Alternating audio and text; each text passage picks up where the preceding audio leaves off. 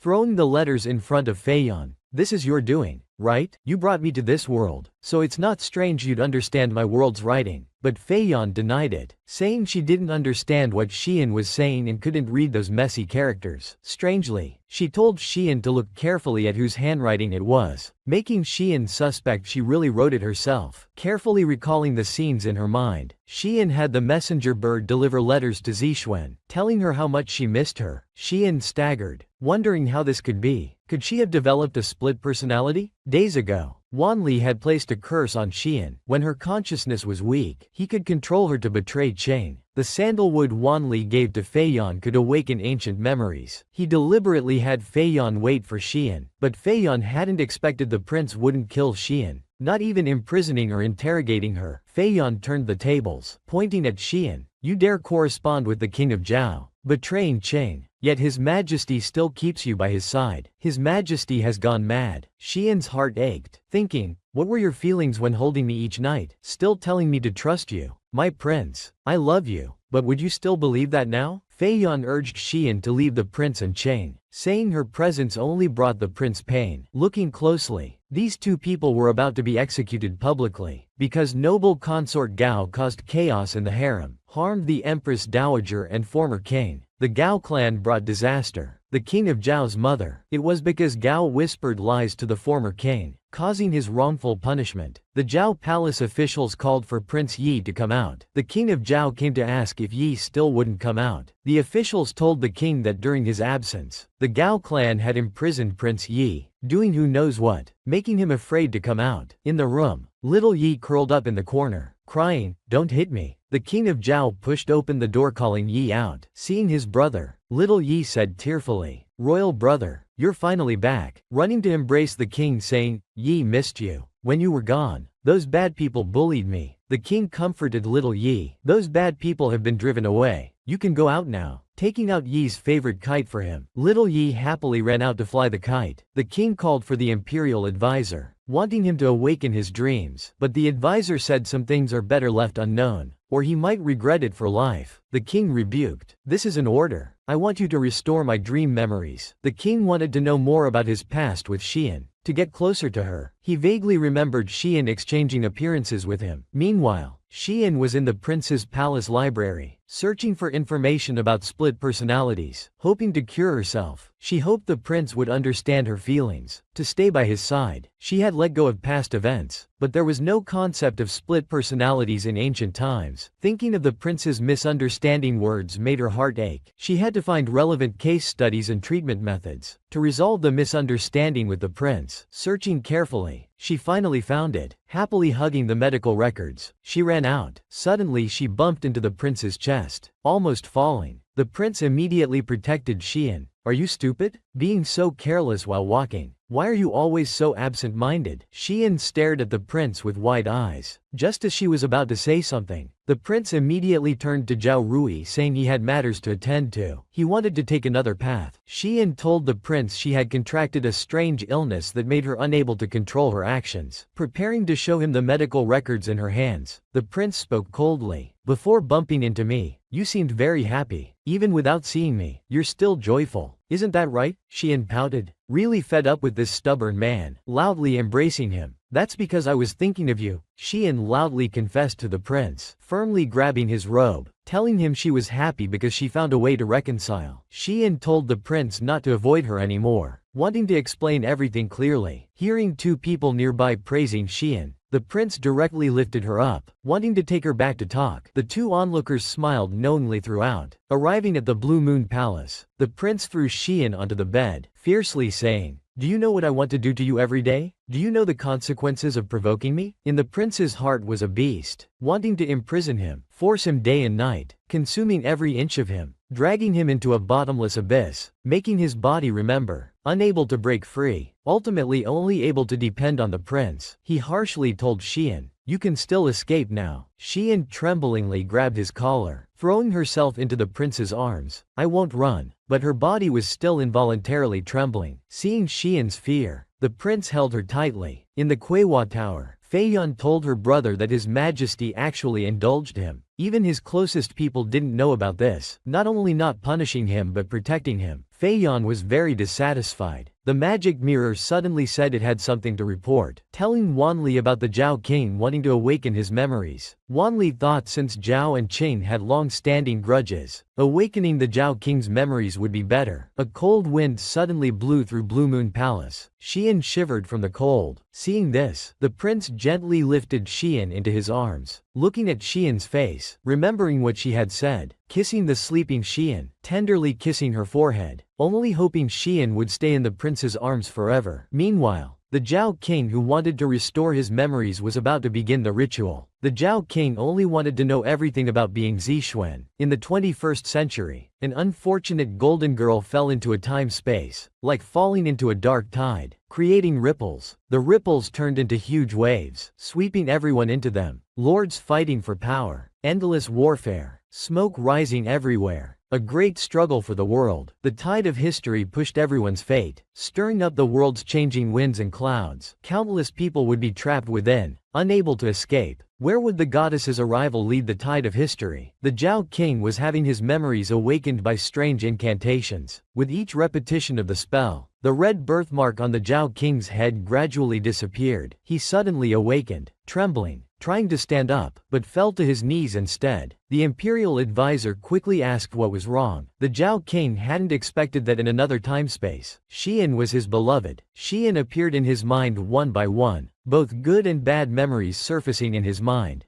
Deeply regretting what he had done to Xian before, thinking of the day he proposed to Xian. If there had been no time travel, if I wasn't Mu Zihan here, perhaps you would already be my fiancé. The imperial advisor told the Zhao King. When awakening him then, the goddess was taken to Qing by another force. Suddenly remembering when Xian saved him, the Qing prince is known as a tyrant. Will she be alright? Then asked the imperial advisor to help him see something. The Zhao King touched the mirror, seeing everything that happened when Xian first traveled to Qin. Never thought she suffered so much in this world. Zhao King asked the imperial advisor when the time-traveling black hole would appear next. If nothing unexpected happens, it would appear in a month. The Zhao King wanted to take Xian home, back to their world together. At dawn, news came from the ice storage. The prince needed to inspect it. He turned to look at the sleeping Xian beside him. Ruizhao was tightly gripping the prince's clothes. The prince covered her with a blanket, directly carrying the sleeping Xian to the inspection. On the way, Xian vaguely felt the bed shaking. Opening her eyes, she found herself in a carriage, staring blankly around. Zhaori told Xian they were going to inspect the armory. Due to the early schedule, His Majesty had carried the sleepy Nain, along with the blanket onto the carriage. Recently, there had been movement between the two countries. Fearing harm to Xian, the prince didn't want her out of his sight for a moment. Arriving at the armory, Zhaori reported to the prince that substandard weapons had increased recently. The weapon's quality was crucial to Qing's survival. The prince demanded to know who made the poor weapons, ordering immediate execution. Xian suggested putting names on weapons to track quality, from each production stage to individuals. Once quality issues arose, they could trace back to the source. Hearing this method, the prince immediately ordered its implementation. Embracing Xian, praising, as expected of my consort, kissing her forehead and holding her tight. But Xian still worried whether her second personality would appear again, and hurt the prince again. Meanwhile, the Zhao King had written his will early, due to serious illness. I will not live long. After my death, my first heir shall succeed the throne. The steward nervously asked, Your Majesty, what illness do you have? Why not let the royal physician treat it? The Zhao King told the steward he would leave in a month, ordering the will to be announced to all. The Zhao King only wanted to return to his previous life with Xian in a month. This man suddenly cut off his hair, frightening the steward to trembling. The Zhao King told the steward, My fate is uncertain. If I don't return in a month, give this to the Queen Mother and don't search for me. From today, Zhao King Mu Zihan is dead. Now I am Yan Zixuan. In Qing, Xian wanted to walk in the garden. The prince directly refused. She then said she was hungry, wanting to get snacks from the kitchen. The prince directly ordered sweets to be brought. Eating sweets late at night will make you fat. The prince whispered in Xian's ear. Then you should eat more. You're too thin. It's more comfortable to hold you when you're plumper, making Xian's heart flutter. Xian remembered days ago, seeing relatives exploring mineral layers on the back mountain. Hearing Xian had gone to the back mountain again, the prince immediately changed expression, shouting, Have you forgotten about the snake bite? You're forbidden from going to the back mountain from now on. Xian explained she just wanted to help the prince, must be helping himself. Kissing Xian's forehead, just hoping she could stay safely by his side. Xian shyly lay on the table saying she wanted to take a nap, but the prince directly let Xian lie in his arms, stroking Xian's head saying this way she wouldn't catch cold. The prince was thinking about handling the northern issues next. Suddenly Xian, thinking he was a big pillow, hugged him tightly, sleeping soundly, making the prince's face turn red. Zhaori and others came to report. Good news came from the north. Seeing Xian there, Zhaori blankly asked why the goddess was lying by His Majesty's side. General Meng misunderstood something, and directly ran away. Zhao Rui left the prince completely confused. Xian squirmed in his arms. The prince covered Xian with his clothes, apologizing to Xian in his heart for confining her like this. The prince always had an ominous feeling that Xian would suddenly disappear. The prince dreamed she was gone. He searched everywhere, but couldn't find her anywhere. The prince was very afraid, very anxious and must watch her constantly. touch her constantly, to confirm she was by his side. At night, Zixuan looked at the sky, looking forward to returning to modern times with Xian. When the black hole appears, it will be the day they return home. Xian slowly opened her eyes, seeing the prince dozing beside her, looking at him. He was really tired. These days the prince rose before dawn and worked until late night. Endless imperial documents every day. Endless departments to inspect. The prince ascended the throne at 12. At that time, various feudal states wanted to take advantage of his young age, and eyed Qing covetously. Qing was unstable, troubled both internally and externally. It was the prince who pacified everything with an iron fist, creating today's Qing. The prince also became known as a tyrant to the world. For the country, the king sacrificed the most. His fate was already bound to the country, never able to live for himself. That's why Xian found him scary when they first met. Xian recalled how harsh the prince was to her then,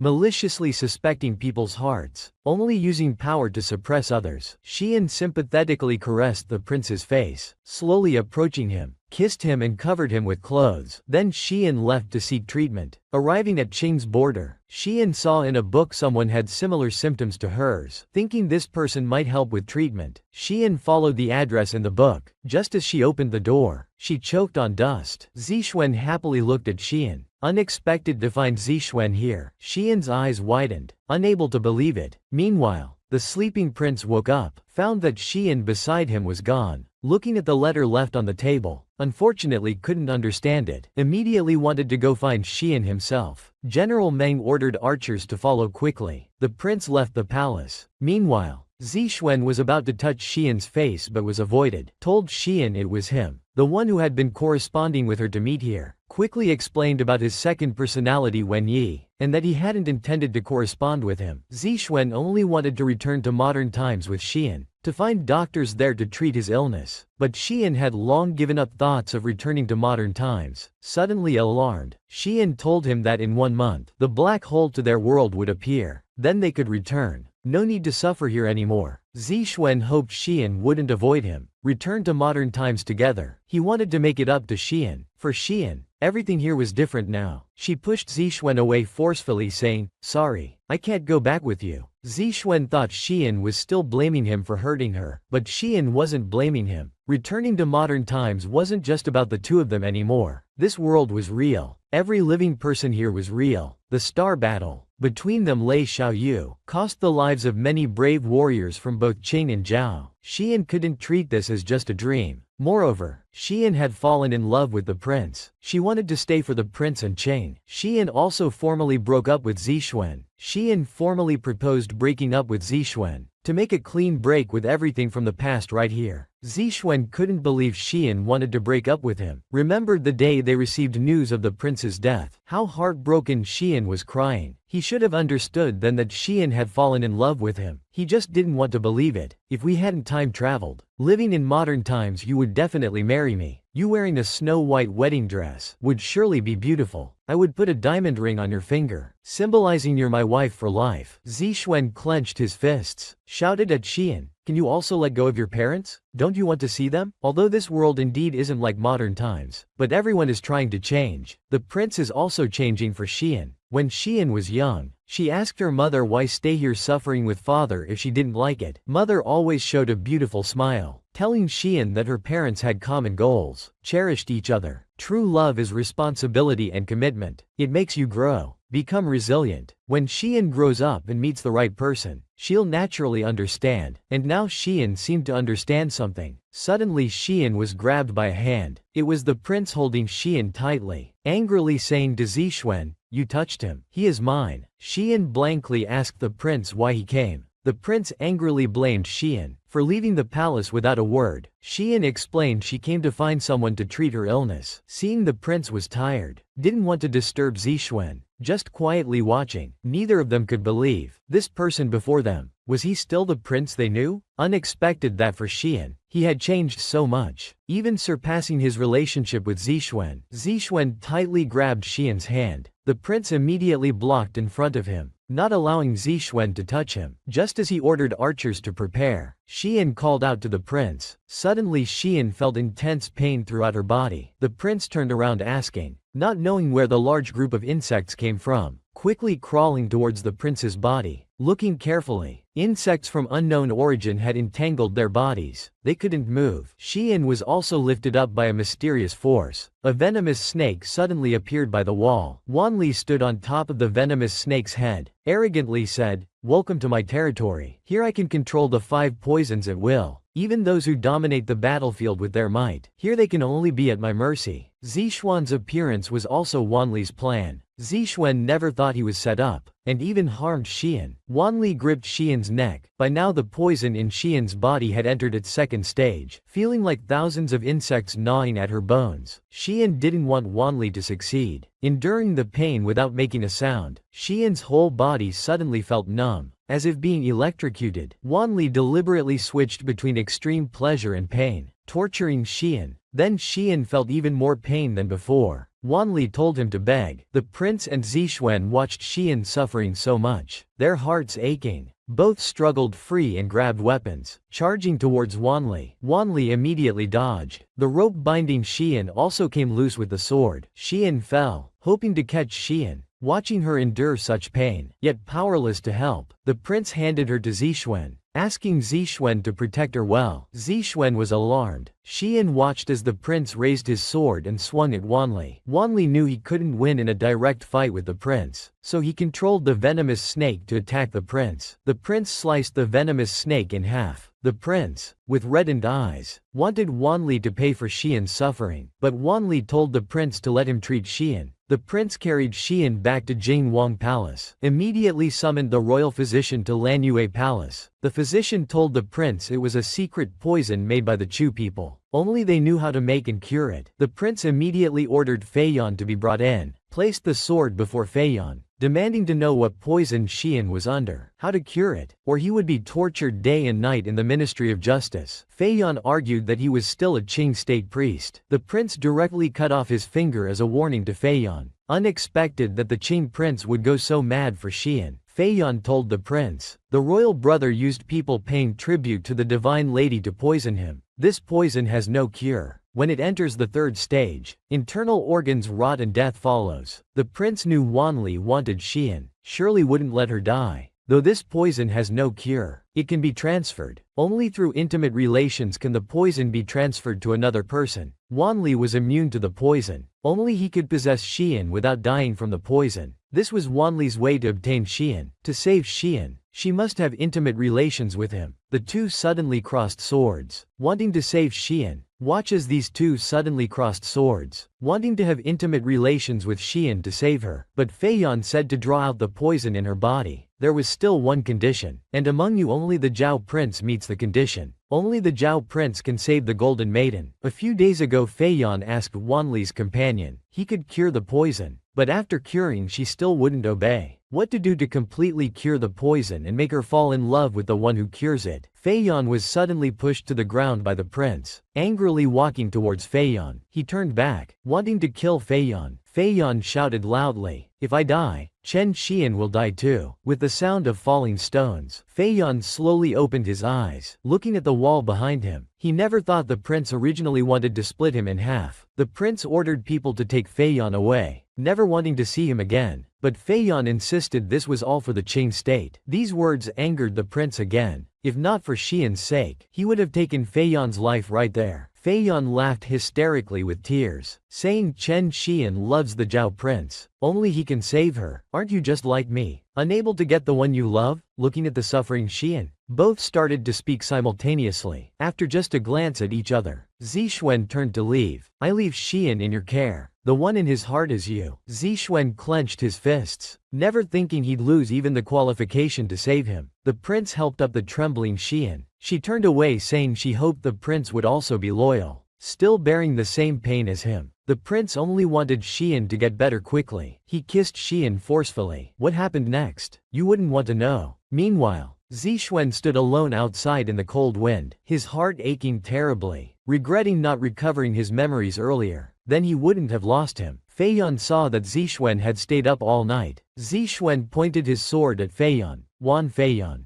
You framed Xian and still dared to appear before me. But Fei Yan felt Xian had stolen the Qing prince, even mocking Zixuan for not keeping his woman. Back then, Fei Yan helped take Xian away, taking care that Zixuan couldn't keep her. Now he'd lost even her heart. Fei Yan's eyes filled with tears, remembering the Qing prince once said he was useful. 4 years ago, the Chu state was defeated. Song Fei Yan surrendered. Hearing the Qing prince was interested in the Yan state, by chance, the Yan state was already controlled by Chu, so he offered the Yan map to the prince. Accepting Fei Yan's position and allying with Chu, Fei Yan presented the map, but took out a hidden dagger to assassinate the Qing prince. Fei Yan raised the dagger to assassinate the Qing prince, but was caught by the Qing prince's hand, who looked at him fiercely. Dare to assassinate me? Do you know what the consequences are? Fei Yan trembled. You invaded my Chu state. All Chu people hate you, even if it means death. As long as I can kill you. The Qing prince sneered. Even in death, no one will remember you. You know your situation in Chu. When your father sent you, a woman, as tribute, he was prepared for your death. You were just a disposable piece. But Fei Yan believed killing the prince would make him a Chu hero. His father and the Chu people would see his value, but his royal brother would step over his corpse to claim his achievements. Fei Yan knew he had no value in Chu. The Qing prince heard Fei Yan understood feng shui, had the ability to predict celestial phenomena, but wasn't utilized due to being both illegitimate and female, so he let Fei Yan serve as a priest in Qing. From then on, Fei Yan wanted to become the only woman by the Qing prince's side, but the Qing prince was so powerful, so unreachable, impossible to touch even with all his might. Fei Yan couldn't understand why Xian could easily enter his heart and gain his love, even making him raise his sword against me. Fei Yan was unwilling to accept it. By morning, Xian hazily opened her eyes. The pain in Xian's body had subsided, but not seeing the Qing prince, she immediately stood up to find him. However, her legs had no strength. Aunt Su heard the noise and came to check. Xian quickly asked Aunt Su where the prince was and if he was alright. His Majesty gave instructions early morning and left the room. At that time, he seemed very unwell, covered in sweat and walking unsteadily. His Majesty said your poison had transferred to him and you were weak. He told us to take care of you, then left. Upon hearing this, Xian immediately tried to rush out to find the prince. Just as she pushed open the door, she saw Zixuan at the entrance, but Xian rushed past to find the prince. Zixuan grabbed her. The prince is suffering from bone-corroding pain. Xian's body still remembered that terrible feeling. She didn't want the prince to be alone. Zixuan held her tight, not letting her find the Qing prince. Zixuan had met the Qing prince outside the hall that morning. The prince told Zixuan, Wan Li wouldn't stop here. Protect Xian well. Zixuan comforted Xian, telling her to forget the Qing prince. Tears rolled down Xian's cheeks. She knew the prince wouldn't leave the Qing palace. Insisting on finding him, she almost fell. Looking carefully, the Qin prince had hidden in a secret chamber to recover. Even his coughs brought up blood. The lonely corrosion accelerated. The Qin prince knew as long as Wan Li lived, Xi Yan would be in danger, so he couldn't fall here.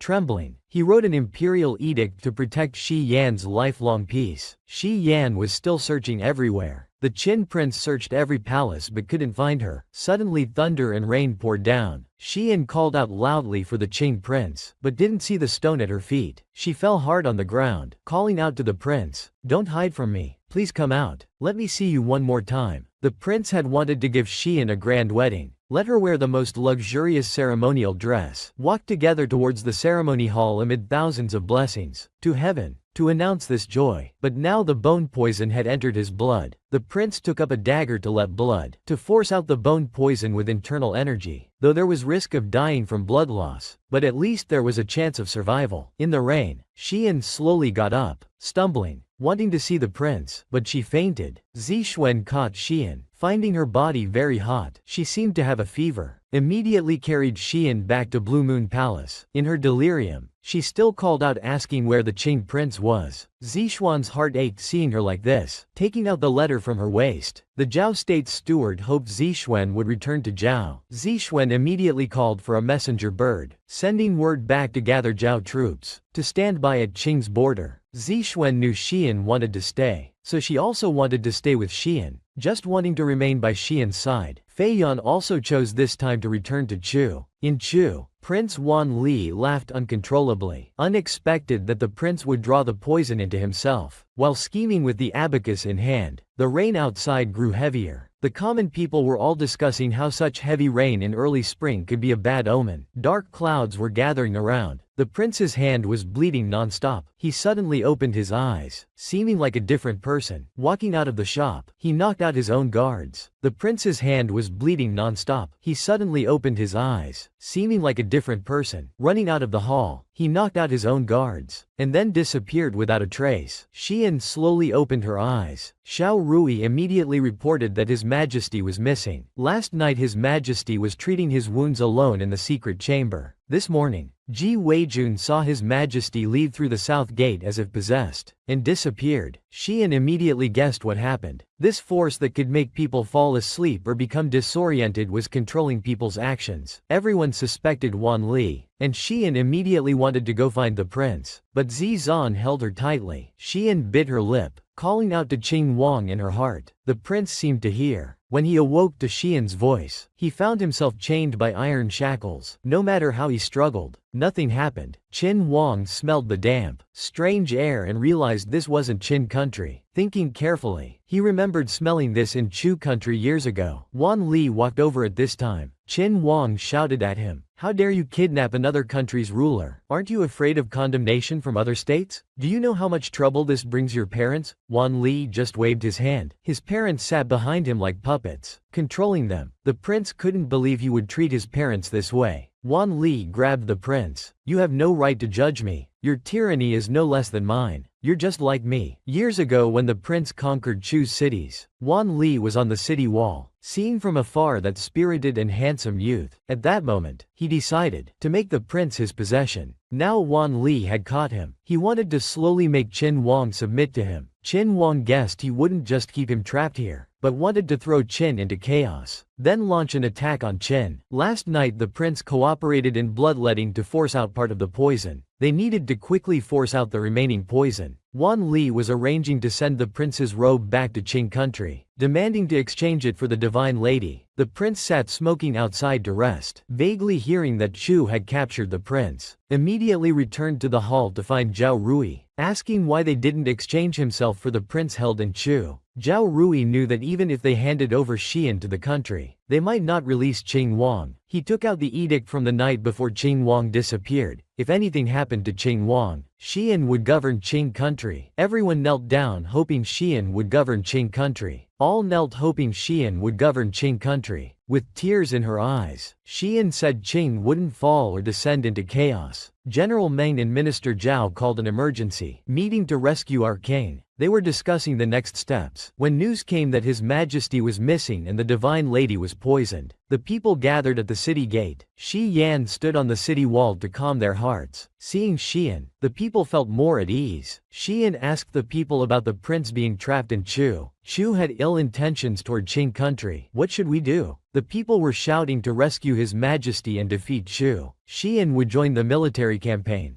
General Meng and Zhao Rui didn't want Xian to take such risks. This was a life-or-death battle for Qing. Victory was the only option. The people were shouting that Qing must win. The other night, Qing Wang called Zhao Rui to the secret chamber, entrusting it to Uncle Zhao Rui, when the time was right, to announce it to the world. Zhao Rui worried that without Qing Wang, what would happen to Qing country? Xian had never failed those who helped him. Regardless of their status, he would not fail Qing country and Qing Yuan either. After calming the people, they prepared to return to the hall to discuss strategies. Suddenly Xian was grabbed. Zizan didn't want him to go to battle. He forbade it. General Meng grabbed Zizan. "What are you doing, King Zhao? This is Qing country. If you dare touch the divine lady, I won't let you off." Before he could finish, he was dragged away mercilessly by Zhao Rui. Zizan urged Xian to return to modern times while there was still time, but Xian had already decided to stay. Then threatened Xian. Zhao's troops had gathered at the Qing-Zhao border. "If you go to war, I will attack Qing." With Qing's internal politics empty and caught in a two-front war, defeat is certain. "You can't save Qing. You can only return with me. Then I can only fight you to the end. I fight for Qing until my last drop of blood." Zizan heard Xian's words, filled with desperate determination. But to fight Xian, How could Zizan possibly do it? She could only helplessly go with Xian. Zizan would command Jun to help Xian leave the country. They went to the hall to discuss. General Meng interrogated Shi Jia, who delivered His Majesty's robe. Qin Huang was imprisoned in Ling City. There were 2 routes to Ling City. The public road had weak defenses and was relatively safe, but the journey was long and exhausting. The western route was quick but had fortresses guarded by Chu's famous generals along the way. Easy to defend but hard to attack. Xian thought with current high morale, attacking quickly via the western route was better. At night in the general's mansion,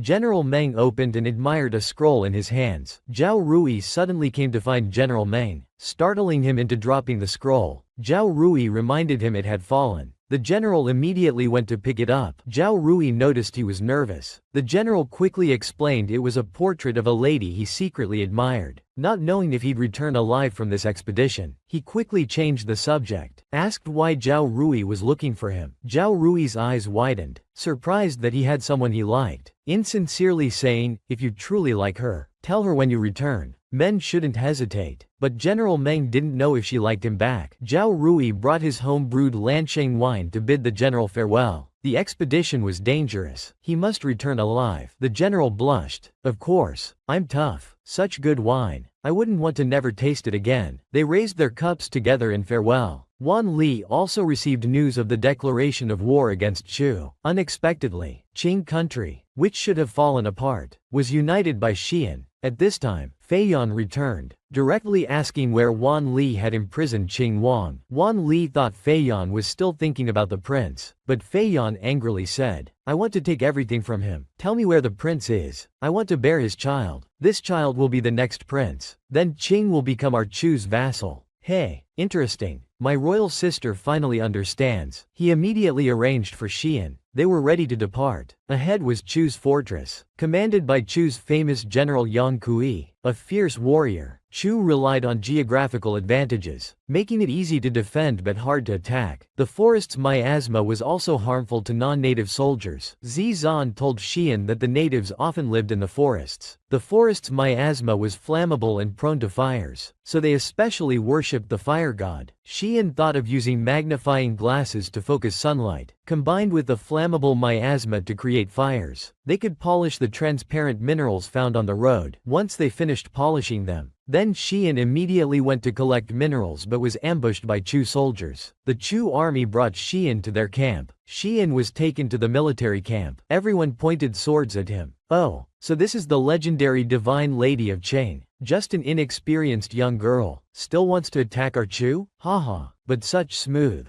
delicate skin. No wonder His Highness wants to capture her. Before we present her to His Highness, let's have a taste first." Xian quickly said, "Don't touch me, or you'll receive punishment from the fire god." The Chu soldiers mocked Xian. They had no intention of letting her go. Xian was firm, telling them to try. The Chu soldiers looked at Xian angrily. "What's with that look? Looking down on us?" Xian took out the mirror in hand. The Chu soldiers broke into cold sweat. Ultraman attacks Chochu. The Chu soldiers were dumbfounded. Actually, Xian wanted to distract them, then use solar energy to start fires. The Chu soldiers vaguely smelled something. Looking back, fire had started. Xian took the chance to escape. Magnifying glasses had been set up throughout the camp. The Chu soldiers chased after, telling Xian to surrender obediently. Xian turned and shouted, "Drop your weapons, or you'll be engulfed by fire." Suddenly huge fires broke out. The Chu soldiers rushed to extinguish them. They thought they had angered the gods. At this moment, General Meng immediately led troops to capture the Chu camp. The Chu soldiers knelt down. "Divine Lady, have mercy." Zizan reminded Xian her cloak was on fire. She froze in fear, running forward desperately. "Help, I don't want to die." Suddenly a fragrant scent wafted over. Qing Huang opened his eyes. Xian held Qing Wang's face. "Qing Huang,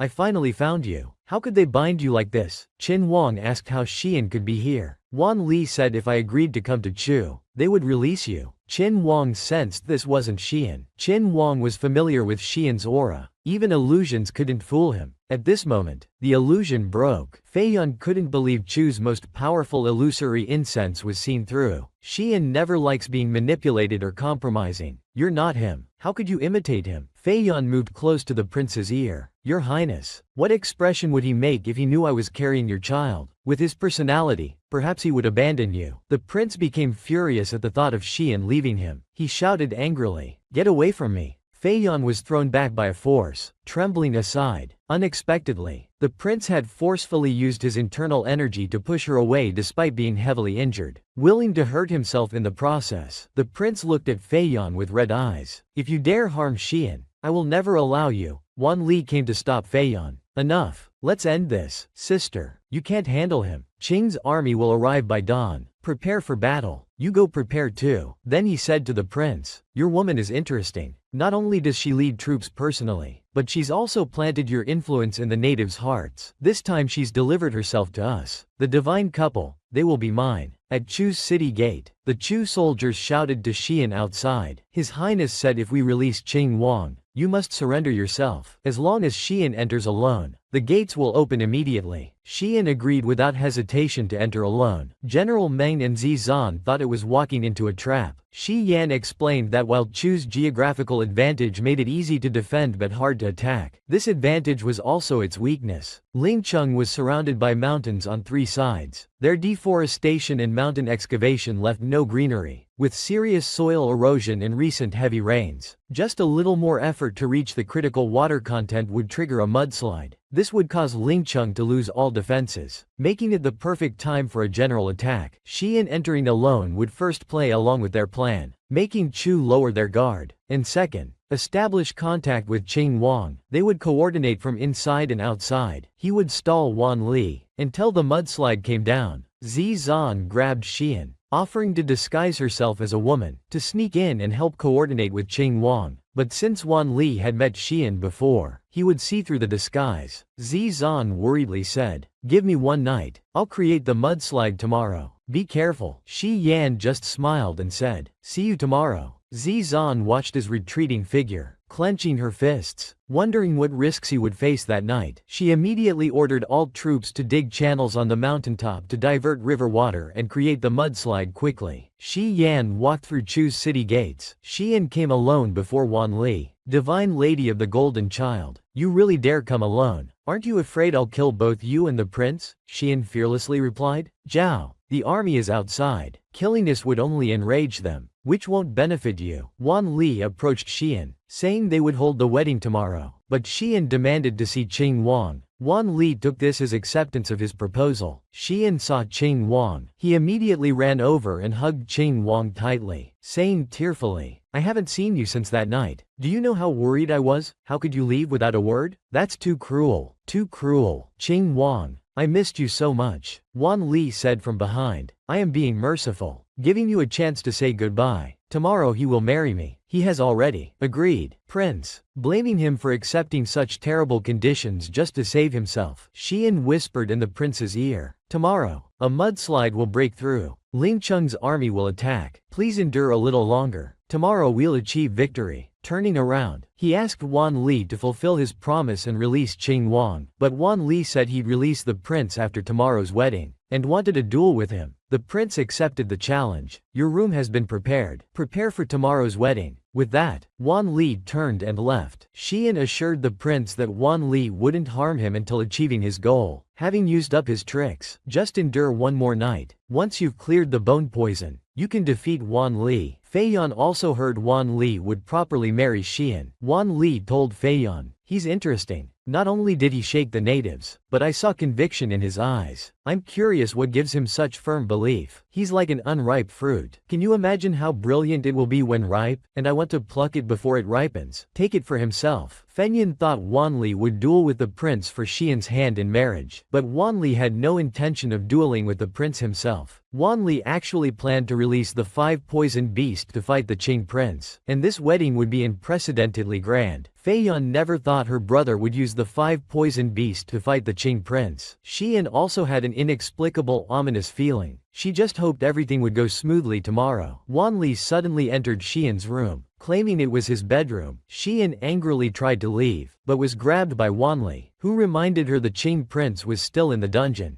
"I can deal with him anytime. You better behave and don't anger me." Xian had an idea. "Let me go first. Let's play a game, shall we? You definitely can't beat me. It's a game from my hometown called Truth or Dare. We play rock paper scissors. The loser chooses truth or dare, and the winner sets the challenge. If one fails to complete the task, they lose the first round. Wanli lifted Xian's chin. Fine, I accept the challenge. 3 rounds to determine the winner. If I win, you must obey me for life. At my disposal. Xian smiled wickedly. Likewise, if Wanli loses, he must be at Xian's disposal for life. Wanli mocked that Xian couldn't win. He took out the Gu king left by ancestors. With his Gu poison, even Wanli couldn't resist. For fairness, I will let it affect both of us. During the game, the losing side will be struck by lightning. After 3 rounds, whoever has more lightning strikes loses. They started playing rock paper scissors. Wanli lost. He chose truth. Xian asked, "Did you wet the bed as a child?" Wanli immediately replied, "Of course not." He was instantly struck by lightning. Xian mocked, "No need to be shy. Everyone has childhood moments. Running around naked and wetting the bed is normal. I didn't ask if you pooped in your pockets." Second round, Wanlin lost again. This time he chose dare. Xian asked him to hug a family member and say, "I love you," loudly. Wanli said, "I have no family." He was struck by lightning again. At this moment, sounds came from Feiyan's room. Opening the door, brother Wang Wanli suddenly hugged Feiyan. Feiyan kept trembling in fear. Wanli looked at him with murderous intent. Feiyan immediately shouted, "Brother, wait, at least let me know what I did wrong before I die. I love you, that's all." Feiyan was completely petrified, couldn't believe it at all. Wanli helplessly said, "Now are you satisfied?" Xian just smiled. "This just proves you have family. I don't lie." For the final round, Wanli thought about his first move. Second round scissors. Third round most likely rock. But this cunning girl won't make it so easy to guess. It won't be rock. Whatever it is, if I use scissors, I'll either win or draw. As a result, Wanli lost yet again. Wanli was furious. Why rock? This isn't reasonable. Xian smiled. Playing games requires a child's heart. Why make it so complicated? Wanli angrily said, "Damn woman.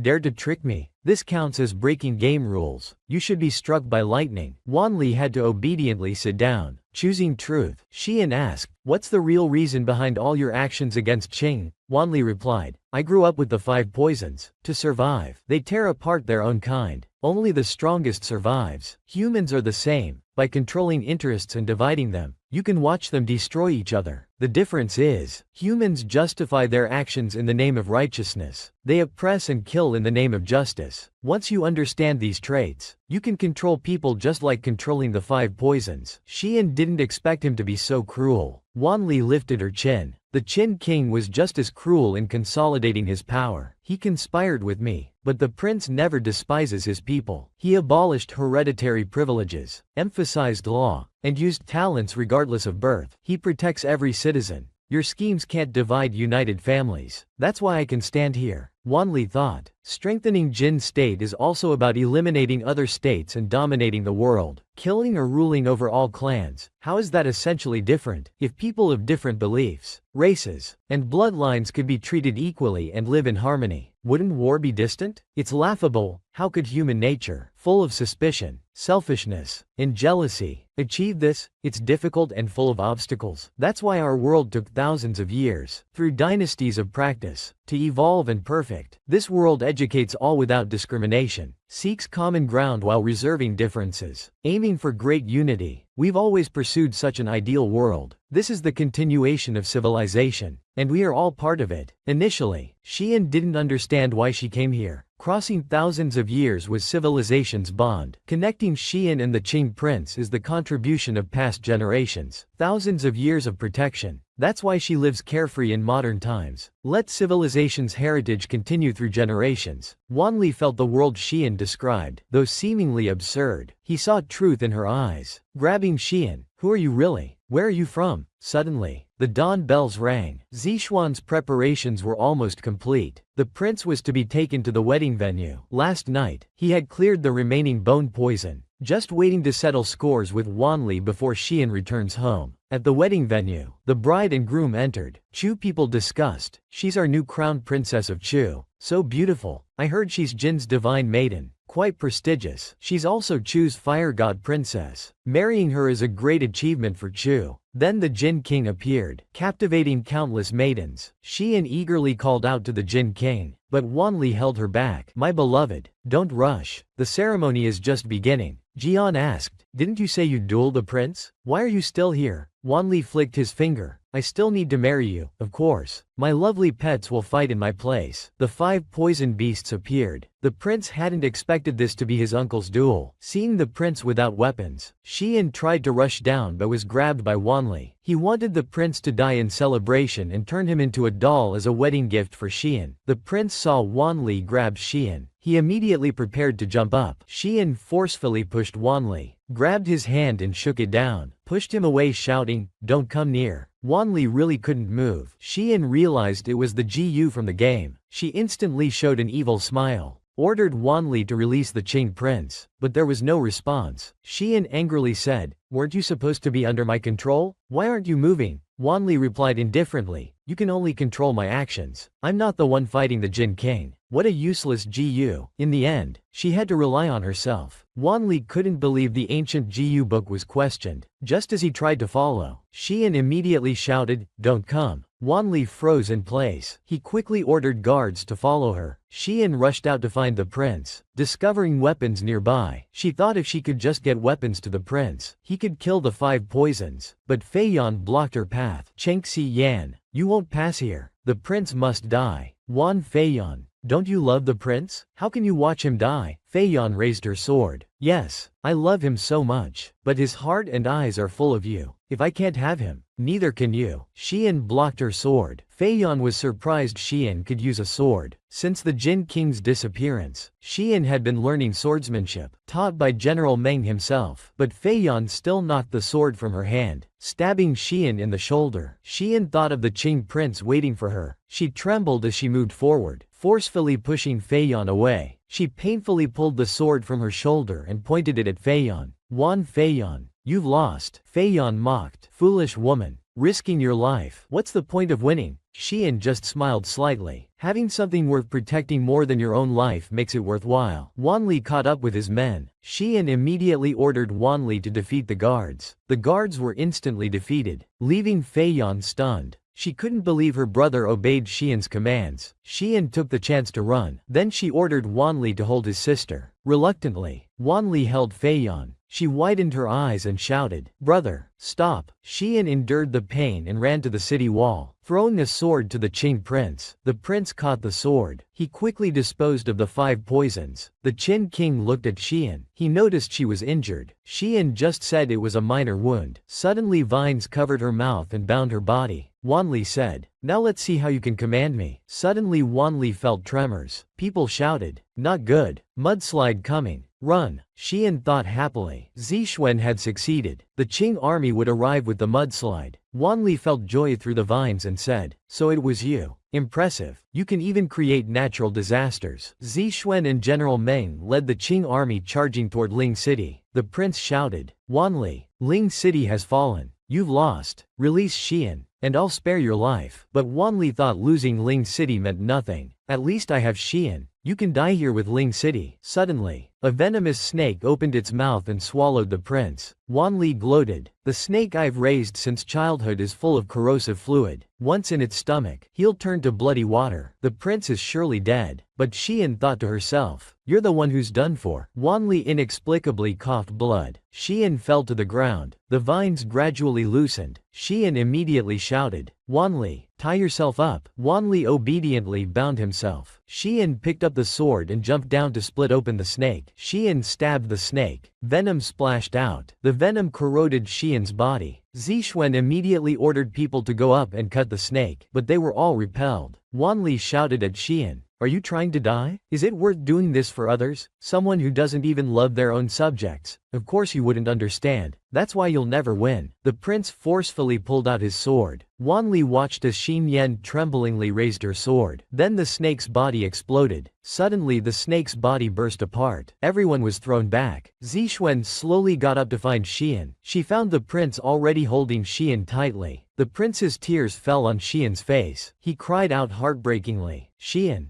don't leave me. I forbid you to leave me. Tears dropped on Xian's face. Xian slowly opened her eyes. Holding the prince's face, she said, really? Why are you crying? You're supposed to be the legendary Tyrant. How can you cry? Isn't it embarrassing? The prince laughed through tears, begging her not to leave him. They held each other tightly and kissed. Zixuan watched them lovingly from the side. Her heart felt indescribably painful. General Meng suddenly discovered Wanli had escaped. A full search failed to find Wanli's traces. The Qin king guessed Ling City must have many secret passages, so they didn't pursue further. Zixuan also prepared to return to Zhao Kingdom, watching his back with tears in her eyes. That night, the prince buried Xian's head in his chest. Don't cry. I don't want to see you cry for another man, Xian said blankly. In our world, when starting a new family with a partner, we cry when saying goodbye to relatives. What's there to be jealous about? I don't care. I have no relatives. I don't understand these things. I only have the Qing kingdom left by my father, so I once only had Qing kingdom. Now I have you too. You are my whole life. Xian, marry me when we return. I want to hold a grand wedding for you. I want to make you the queen of Qing. The guards all cheered. Upon reaching Qing territory, the prince asked the royal doctor about Xian's condition. The divine lady is out of danger. There seems to be a force protecting her body, allowing rapid healing. Perhaps it's heaven's blessing. From now on, the divine lady just needs to stay warm and rest. A hot bath would be best. The Qin king suddenly picked up Xian and ordered, "Make camp. We'll rest for 2 days before continuing." Xian asked the prince, "Where are we going?" "Taking you to heal." Arriving at the hot spring, Xian asked, "How did you know about such a hidden hot spring?" "Knowing the terrain is a required course for rulers. Relax your body here." The horse stumbled, lifting its front legs. They both fell into the hot spring. Xian couldn't swim and struggled hard. The prince directly kissed her. They suddenly fell into the hot spring. Xian couldn't swim and struggled hard. The prince immediately kissed her. Xian slowly opened her eyes. She quickly rose from the water. The prince suddenly embraced Xian, saying there were too many eyes in the military camp. "I can't even hold you properly. During these days abroad, do you know how I lived? Whenever I thought of you, my body ached, yet I couldn't control myself from missing you." Xian softly said, "I missed you too." Then they kissed again. At night, they returned to the Qing military camp. General Meng asked, "Your Majesty, why are you back so late? Where did you go? Divine lady's face is so red. Are you feeling unwell?" Xian shyly said, "No, it's nothing. Maybe just tired from walking." The Qin king whispered in Xian's ear, "Already tired? Rest well. We'll continue the rest after you recover. In the future, you might often be unable to walk for several days." Hearing this, Xian's face turned bright red. The next day, they returned to the Qing capital. The citizens at the city gate cheered. Zhao Rui watched them approach Malik. "You're back." General Meng smiled foolishly. I told you I'm tough. Let me tell you, the divine lady was really amazing this time. She could not only create fire from nothing but also summon mudslides from heaven. Her tactics were also excellent, though it was dangerous at the end. But Zhao Rui stroked his face with concern. "You're wounded again." General Meng's face turned extremely red. That evening, the prince arranged a full table of dishes for Xian. He whispered in her ear, "I've made arrangements for the wedding ceremony. Eat more, or how will you handle me after marriage?" Xian's face turned red hearing this. Officials came to report the wedding schedule. The entire celebration would last a week. The Qing king read and said, "What? Xian and I can't meet for the first 3 days?" "Yes, Your Majesty. The first 3 days, both must bathe and change separately. Worship different deities. The grand ceremony will be held on the 4th day." The prince couldn't bear not seeing Xian for 3 days, but these were the rules. If the prince didn't follow them, he couldn't be a role model for his subjects. Xian pulled at the prince's clothes. "What's wrong? So you didn't know about this rule?" The prince whispered. "This is my first marriage too. I only cared about state affairs before meeting you. Never paid attention to these things. How would I know so much?" Shi Ying covered her mouth and laughed at him. The Qin king said seriously, "You're laughing? Not seeing me for 3 days, aren't you sad?" Xian stroked his face. "Of course I'm sad, but we've been apart for so long before. What's 3 more days? After 3 days, I'll be your wife, so I'm more excited than anything." The prince blushed and held Xian tight. "From now on, we'll never be apart." Later, palace maids led Xian to the royal hot spring. She remembered her moments with the prince in the hot spring. She couldn't help but smile, thinking how adorable the prince was then. Then she thought of her parents, wanting to tell them about her marriage. After the hot spring, the maids helped Xian change clothes. The maids all said Xian would surely be the most beautiful and greatest queen in the world. Another maid said enviously, I hope when I'm old enough to leave the palace, I can also be a beautiful bride. But the maid beside her poured cold water. Get real. What's so good about family? Shonger, who left the palace recently, married a drunkard who not only flirts around but also beats her daily. I'd rather stay by the divine lady's side. Xian felt angry hearing this. Not only cheating but also beating his wife? Men who cheat and beat their wives are the worst. Why keep such a man around? Aunt Sue said beside her. Divine lady, this is a woman's fate. Not every man can be like His Majesty. His Majesty truly cherishes you. The wedding is the day after tomorrow. Does the divine lady need anything else prepared? Xian's only concern was her parents. She remembered Zixuan saying that in a few days, the black hole connecting the two worlds would appear. She wanted to contact her parents to tell them she was safe and happy. Xian asked Aunt Sue if there were any celestial diviners in Chang. In these few days, my world will appear. I want to make contact with it. Aunt Sue immediately went to find the Qing king after hearing this, thinking Xian wanted to contact the heavens after hearing about Shonger's abuse by her husband. The prince immediately issued a decree. From now on, those who abuse or mistreat their wives shall be publicly shamed. Husbands who cheat and commit adultery may be killed by their wives. After saying this, he went to find Xian. Just as Xian closed the door, she was suddenly embraced tightly. She immediately asked who it was. It's me, said the prince. Xian asked, weren't we not supposed to meet for 3 days before the wedding? Why are you here? The prince said hoarsely. Don't you want me here? Why did you return to the palace so late? Where did you go? I just went to find the celestial diviners. Wanted to understand the method to connect with the heavens. Before Xian could finish, the prince gripped her shoulders tightly. Xian said, it hurts. Prince, you're hurting me. The prince shouted. I told you to call me Chen Hua. You promised to marry me. I won't let you leave. He forcefully kissed Xian, pushed her onto the bed. Just as Xian was about to explain, she was held tight. Silly. I just wanted to contact my family. Tell them I'm getting married. Tell them I'm staying here with the person I love for life. Tell them I'm happy with you. You're so impulsive. Not even giving me time to explain. You've torn my clothes. How will I explain this to Aunt Sue? Why are you spacing out? Are you listening to me? Don't do this again. Okay, the Qing king embraced her. You're willing to stay by my side. That's wonderful. Xian suddenly pushed the Qing king away. Oh right. Is it really okay for you to break the rules by coming here? The prince said. What rules? I've already changed them. The rule about not meeting for 3 days before marriage makes loving couples suffer. People have long complained. It's a good chance to abolish it. I've also issued new laws. Those who abuse or insult their wives will be punished severely. Unfaithful husbands can be killed by their wives. Xian worriedly said. Doesn't an emperor need to marry someone from a powerful family to balance power? What if one day you have to marry someone else? The prince angrily replied. I haven't reached the point of needing women to stabilize power. Xian thought the prince was angry, but he just wanted her to know that besides her, he wanted no one else. The prince held Xian tight, kissing her. After a while, he noticed Xian wasn't responding. Looking up, he saw she had fallen asleep, sleep-talking. Mom,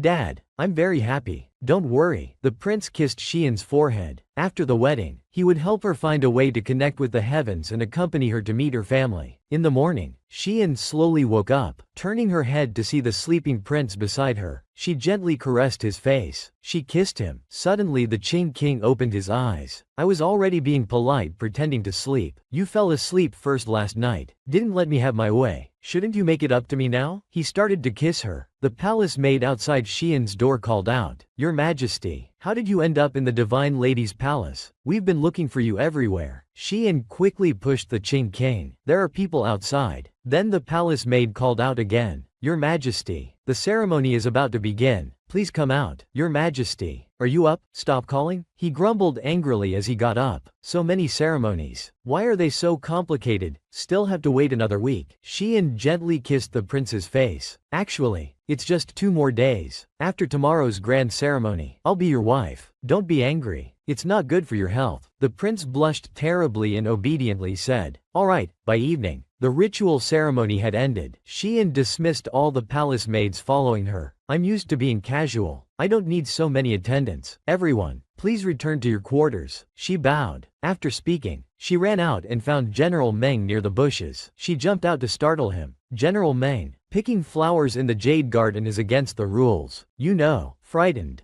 General Meng quickly explained they were just wildflowers. Xian teased him. Is it because Minister Zhao's flower is too fragrant, so you couldn't resist picking it, right? General Meng foolishly said this was special. Oh, no, not Zhao Rui, not the flowers. I wasn't picking anything. Suddenly the Qing king stood behind them. What are you two doing alone in the imperial garden? Xian turned and asked, why are you here? I should be asking you that. Do you know how long I've been waiting in your palace? Why aren't you in the palace this late? Why did you dismiss your maids? And why are you alone with another man? I'm not happy. What are you imagining? General Meng has someone he likes. I'm helping him pursue that person. Hearing this, the king immediately wanted to arrange a marriage for General Meng, frightening the general into refusing. No need, Your Majesty. I don't even know if they like me back, the king advised. Don't worry. Marry first and develop feelings later. What if someone else takes them while you wait? As Qing's great general, you don't even have a wife yet and you're already hesitating. Xian objected. Hey, what kind of logic is that? You treated me the same way back then. I thought you had reflected on that. Why are you still so overbearing? The prince quickly defended himself. Who says I haven't reflected? I just regret not making you a marquise directly. We could have had princes by now. The general interrupted from the side. Could you please not show affection so openly? It's a double blow to me. The prince seriously replied. Love makes sense. He picked up Xian. Let's quickly return to the palace. We can't let my beloved general feel lonely. We'll continue our loving after we return to the palace. The people cheered, celebrating His Majesty marrying the divine lady. Congratulations to Your Majesty. Congratulations to Qing. Today, as all hoped, Qing will welcome our queen, the divine lady of the bright moon. The couple gazed at each other. By imperial decree, the wedding celebrations would last a week, with the whole nation given a week's holiday. The whole country celebrated, people cheering loudly. The palace was filled with singing and dancing. From this day forward, they were husband and wife. Xian sat completely still, because Aunt Su had instructed days before that she must maintain dignity, keeping a proper sitting posture like a student. Suddenly she felt the Qing king grip her hand tightly, while the Qing king maintained a straight face. Xian deliberately resisted. He turned to look at Xian, immediately mouthing, I love you. The Qing king shyly turned away. Chun Yu told Xian, I love you too. By evening, the ceremony had ended. The Qing king pulled Xian. Who says it's over? There's one more place to go. But I read in the books about the grand ceremony traditions. There aren't any other events. The Qing king brought Xian to the ancestral temple of Qing's previous kings. Xian looked at the magnificent murals depicting Qing's founding history. Walking inside, it was all majestic. The statues were of the previous kings whom the Qing king revered. They were the ones who established Qing and shaped the current Qing king. Then the Qing king pointed to the empty space ahead. This is my place. After I die, my statue will be placed here. Xian noticed that this pedestal seemed at least twice as wide as the previous ones. This was because the prince had ordered the pedestal widened, so that Xian would one day be placed here with him. But this ancestral temple was only for previous kings. For Xian to enter and sit as an equal with the prince might violate ancestral rules, but the prince felt that in the Chu War, Xian had saved Qing. His relatives all agreed, and the reforms had made Qing what it was today. The Qing king would rule together with Xian. Actually, the Qing king had his own selfish reasons. This way, even after death, they would never be separated. Xian lovingly told the Qing king, from today on, your wishes are my wishes. Your path is my path. I swear to Qing's ancestors, I, Chen Xian, will be your wife and Chen Hua's wife for life. I will respect and love you. Through sickness and health, poverty and wealth, I will never leave. After she finished, the prince held Xian tightly. The Qing king watched the sleeping Xian beside him, brushed aside her hair, and kissed her cheek. Xian woke up, saying hoarsely, I'm thirsty. The Qing king immediately brought her water. Xian was too weak to hold the cup. Seeing her like this, the Qing king decided to help her drink. He directly gave Xian the water to drink. Xian shyly covered her head with the blanket and called out, I want to take a bath. Pulling down the blanket, are you sure you can make it to the bath? Don't worry. After you fell asleep last night, I helped you bathe in the hot spring. Before the wedding, I had a hot spring built behind the palace pavilion, connected to the royal hot springs living water. Just for your convenience, I've also arranged everything. These days Zhao Rui will handle specific matters according to instructions. The nation's week-long holiday is only half over. What's the rush? Xian trembled. The Qing king laughed. Others have 3,000 beauties in their harem, but I only have you. Then you must be responsible for satisfying me. After saying this, he kissed Xian. At the Prime Minister's residence, Zhao Rui was handling affairs. General Meng suddenly appeared, smiling and calling, "Little Zhao, little Rui," but Zhao Rui was busy. General Meng wanted Zhao Rui to drink with him. Besides, the prince and others were all enjoying themselves. It was rare to have a week-long national holiday. He wanted to play with Zhao Rui for a couple of days, but Zhao Rui seriously replied, "Since His Majesty's ascension, holidays are rare. As ministers, we can't all neglect our duty to assist His Majesty. How can we be lazy? Everyone's taking a break, but you're even busier than usual. Is His Majesty more important than your own health?" Zhao Rui instantly answered, "Of course." Leaving the general speechless, the general decided to stay and help Zhao Rui grind ink. Suddenly standing up to go check something with the Ministry of Revenue, the general saw Zhao Rui swaying and immediately went to support him, angrily asking if he had again focused only on work without eating properly. Zhao Rui, very weak, said, "Just forgot, after checking these. I haven't finished." The general picked him up and ran. Meanwhile, a palace maid brought the Qing Queen's seal, saying, "Your Majesty, you have authority over the inner palace. Also, you may freely enter the court where His Majesty handles affairs." Xian raised the seal. "In the name of the Queen of Great Qing, I hereby declare, from today, all palace expenses will be reduced by half. Palace maids, except those who voluntarily stay, may return home 2 years early. You've all been alone in the deep palace for years. You must miss home, right?" The palace maids' eyes filled with tears. They all knelt down, thanking Xian for her consideration. The mothers and daughters all knelt to thank Xian for her kindness. Aunt Su took her hand and said, "My lady, my family all died in the war. Wherever you are is my home. I've decided to never leave the palace. I wish to serve you for life." Xian, with tears streaming down her face, thanked Aunt Su. In the royal study, the Qing king was reading books about the heavenly realm.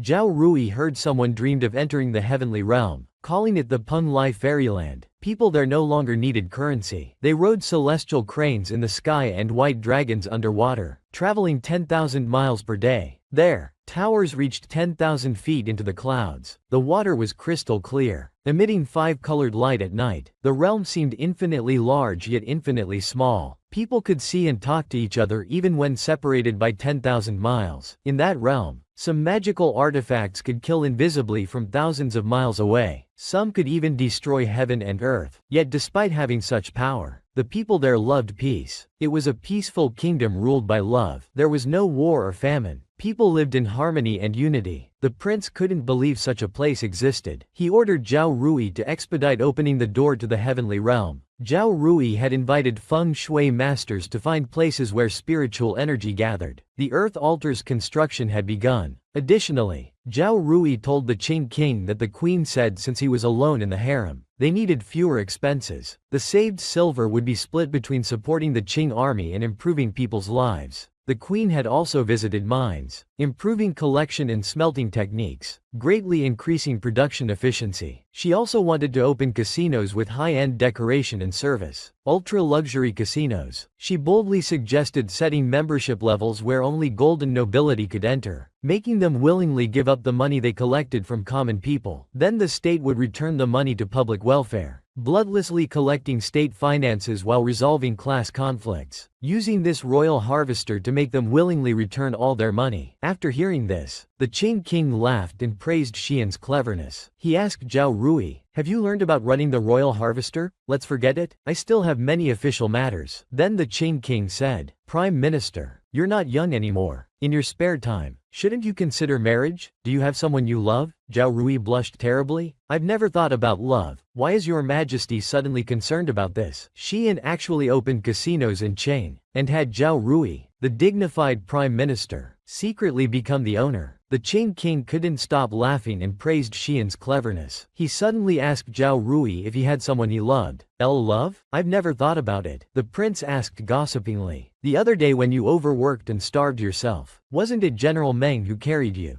Zhao Rui quickly stopped the prince from continuing. The prince kept pressing him about who he loved. Zhao Rui shyly covered his face. "I really haven't thought about it." The Qing king smiled. "Haven't thought about it doesn't mean there isn't someone." Zhao Rui was at a loss. That evening, Shi Yan saw the hurrying Zhao Rui, asked what he'd been doing, why his face was so red. "Your Majesty, what ideas have you been putting in His Majesty's head?" She looked at him innocently. "Nothing really. I just reminded Chen Hua to care more about Chen Zi's emotional life. Zhao Rui was extremely embarrassed. A man's ambition lies in the four corners of the world. What's there to care about in matters of love? Xian said seriously. They're not mutually exclusive, leaving Zhao Rui speechless. Meanwhile, the prince was reading memorials. He frowned deeply. Xian suddenly entered. The prince's expression instantly changed. He patted the space beside him, held Xian in his arms and said, "This is the last memorial. I was planning to find you after dealing with it. Since you're here, let's look at it together. It's a jade case." Li's mother was almost assaulted. In anger, Li killed her assailant. The county official arrested Li for murder, planning to execute him in autumn. However, there was strong public opposition. Although the assailant was wrong and hadn't fully committed the crime, it wasn't deserving of death. While Qing law mandates a life for a life, the law cannot be violated. Yet public opinion cannot be ignored. What do you think? Xian pondered. If laws meant for fairness and order violate human nature's bottom line, blindly respecting legal authority will only shake people's faith. Since the killer accepted his punishment, the assailant's family should also compensate according to law. The assailant is dead, so his family should pay compensation to Li's mother. If the assailant's family is unwilling, use this as grounds for out-of-court mediation and re-evaluate Li's sentence. If the deceased's family drops the charges, this matter can be resolved. The prince looked at Xian and said, "Brilliant. This is reasonable, legal, and satisfies public opinion." Xian smiled and said, "The method isn't important. The goal is to make Qing more orderly and its people more secure." The prince gently caressed her face. "Marrying you was my fortune. The heavenly realm is truly magical to have nurtured someone as amazing as you." His praise made Xian blush. The prince took the opportunity to kiss her. Fei Yan angrily threw things inside the palace. Looking at her unresponsive brother, she shouted, "The cleansing war ended long ago. You've spent all your time researching how to break the ancient curse, neglecting front court affairs." But Wan Li was focused on breaking the curse, with no time for other matters. Fei Yan advised Wan Li that although the curse let Chen Xian control his brother, it only worked within hearing range of his voice. His brother could just avoid him. But Wan Li had never suffered such humiliation. He still wanted to thoroughly defeat and conquer Xian. Fei Yan told him that Xian had already married the prince and become the princess. Now she had the prince and all of Qing behind her. Hearing this news, Wan Li was stunned. His heart ached vaguely. Fei Yan quickly asked what was wrong. Wan Li thought the curse he was under had mutated and was attacking his heart. Fei Yan was surprised that someone born without emotions could develop feelings. She probed Wan Li. "Brother, if you really caught Chen Xian, how would you deal with him?" Wan Li said he would torment Xian until he begged for mercy on his knees. Suddenly his face turned extremely red. Fei Yan looked surprised. Wan Li suspected it was the curse's doing. He ordered someone to sneak into Qing Palace to poison Xian,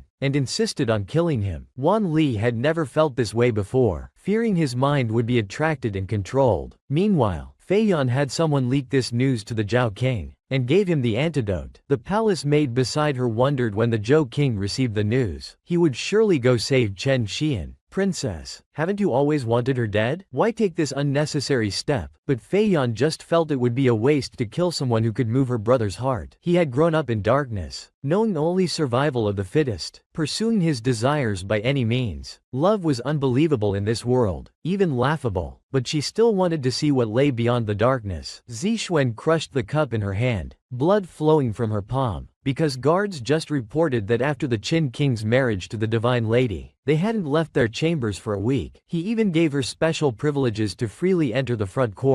The Divine Lady spent long hours alone with the prince in the royal study every day. After hearing this, Zixuan's face changed drastically. The frightened guard trembled and quickly ran out, prioritizing his life. The doctor fanned the flames beside her. "Your Majesty, you've been too hesitant and missed the opportunity. If you like something, you should take it. Why not just snatch him from the prince?" But Zixuan worried Xian would hate him if he did this. The doctor handed her the forgetting umbrella, and told Zixuan that the black hole connecting to the heavenly realm would appear soon. "You can make everything return to how it was before." Zixuan's hand trembled as she reached out, but then she stepped back. At this moment, news of Wan Ling's plot to poison Xian arrived. The guard handed the antidote to Zixuan. She immediately took the antidote. The royal advisor stopped her. "Your Majesty, take this forgetting umbrella too. It's time to make a decision. Whether to make him take it or use it yourself. Decide when you see him. Zixuan wanted to take one last gamble, so she took the forgetting umbrella. Meanwhile, guards reported to the Qing king that they had discovered suspicious Chu people disguised as Qing citizens in tea houses and inns around the capital. The Qing king suddenly stood up asking where Xian was. The lady went into the city today to understand the people's conditions. The Qin king immediately ordered a city-wide lockdown. He raised the alert level to maximum, ordering immediate execution of spies and quickly mobilized the royal guards to find Xian. At this time, Xian was heading to the mines to study smelting techniques. Rushing forward with her attendants, she didn't notice the assassin behind her. The Qin king galloped out on horseback, shocking the guards at the city gate who bumped into each other. Outside, Zixuan became more convinced that Wan Li meant to harm Xian. Both rushed anxiously to find Xian, but Xian's group hadn't noticed the assassin following them. Just as he was about to blow a poison dart at Xian, Wan Li's crow messenger in the tree stopped him. "Who told you to act so quickly?" the assassin hurriedly asked. "Isn't it better to complete the assassination quickly?" The crow indicated this was a long-term mission. The assassin completely misunderstood, thinking he was supposed to torture Xian, making her unable to live or die. The crow was furious. "What nonsense! I meant observe for a few days first and gather more intelligence before acting." The assassin reported he had observed for several days already. Besides helping the Qing king govern, she just spent every day being lovey-dovey with him. Before he could finish, the crow angrily jumped up saying that's not the kind of intelligence needed. "I want to know what Xian likes to eat, what she does, things like that." The assassin misunderstood again. "Oh, you want to poison her food and daily activities slowly." The crow was dumbfounded, angrily kicking the assassin away. "The prince's intentions are, you're all guessing wrong. Go execute your mission now." At this moment, the prince and others arrived. They found Zixuan had also come. The prince saw Xian, immediately dismounted, and anxiously grabbed Xian. "Are you all right? Are you hurt? Did you eat anything from strangers?" Xian smiled and said, "I'm fine." Only then did the Qin king relax. He held Xian tightly. All of Qing had become fans of the royal couple. Indeed, whether ancient or modern times, people love gossip. Feng Li angrily pounded the table. Grinding his teeth, he said, "Kill him for me." The assassin asked, confused. "Didn't you just say to observe longer?" the crow said angrily. "I meant the Qing king." At this moment, the prince sensed killing intent behind him. Thinking someone meant to harm Xian, he immediately tried to run back to the room to find him. Unexpectedly, he was stopped. It wasn't that simple. As he got up to protect Xian, the guards heard the commotion and rushed over. In Qianchun Palace, Qian ran over with a worried face. Kneeling by the prince's bed, she asked the royal physician about his condition. The medical department needed a week to develop an antidote, but the prince was caught off guard when hit by the weapon. The poison needle struck his weak spot, putting him in a deep coma. He might not last 2 days. Xian asked if they caught the assassin and if he had an antidote. General Meng informed Xian, though they caught the assassin, he had taken poison to kill himself, and no antidote was found on him. Xian immediately arranged the medical department into 2 teams, one to develop an antidote overnight, another to slow the poison spread. To buy time for treatment, Zhao Rui reported to Xian, the palace might become unstable at this time. She calmly issued orders saying the emperor had a cold and needed rest. Future memorials would be sent here. Xian would assist the prince with government affairs for several days. She could imitate his handwriting and style. Everyone knelt, accepting the order. Zixuan watched Xian from behind. Her heart was being torn apart, yet she had to stay strong, using pain to suppress grief. Her heart was like her hands, dripping blood, yet hidden from others' view. Suddenly Zixuan said she had an antidote that could save the prince, but the condition was that she must take Xian away, wanting Xian to return with her, telling Xian, the black hole to the heavenly realm would appear tomorrow night. But General Meng pointed his sword at her throat. General Meng suddenly held his sword to Zixuan's neck, yet Zixuan heartlessly threatened to destroy the medicine that could save the Jing prince. Xian immediately ran over to stop her from destroying the antidote. "Zixuan, please save Chenhua." She looked at Xian, tears streaming down her face as she gripped the antidote tightly, coldly saying to her, "I am the Zhao prince. He is the Qing prince. His death benefits me more. I'll give you 1 night to consider. When the black hole appears tomorrow, it will be time to decide the Qing prince's fate. If you want to save him, I am Yan Zixuan." Xian, Will you let me return to being Zixuan? The choice is yours, she said coldly before leaving. Xian only wanted to save the Qing prince. She quietly gave instructions by the Qing prince's side, reminding him not to always work late, holding his hand tightly, telling him, when you wake up, don't rush to find me. I'm just leaving for a little while. I'll be back soon. You fool. You tell me not to run around, yet you're so careless. I'll return quickly. Take care of yourself. Zixuan heard everything outside the door. Remembering the forgetting umbrella the doctor gave him, he gripped the forgetting umbrella tightly, wanting to make Xian forget the Qing prince and return to her former carefree self. The next evening, the black hole appeared. Zixuan held Xian tightly. The black hole's appearance would be very brief. Xian looked reluctantly at the Qing prince. Zhao Rui immediately told Zixuan to hand over the antidote. Zixuan threw over the antidote, telling them to inform the Qing prince when he wakes that Xian has gone where she needs to be.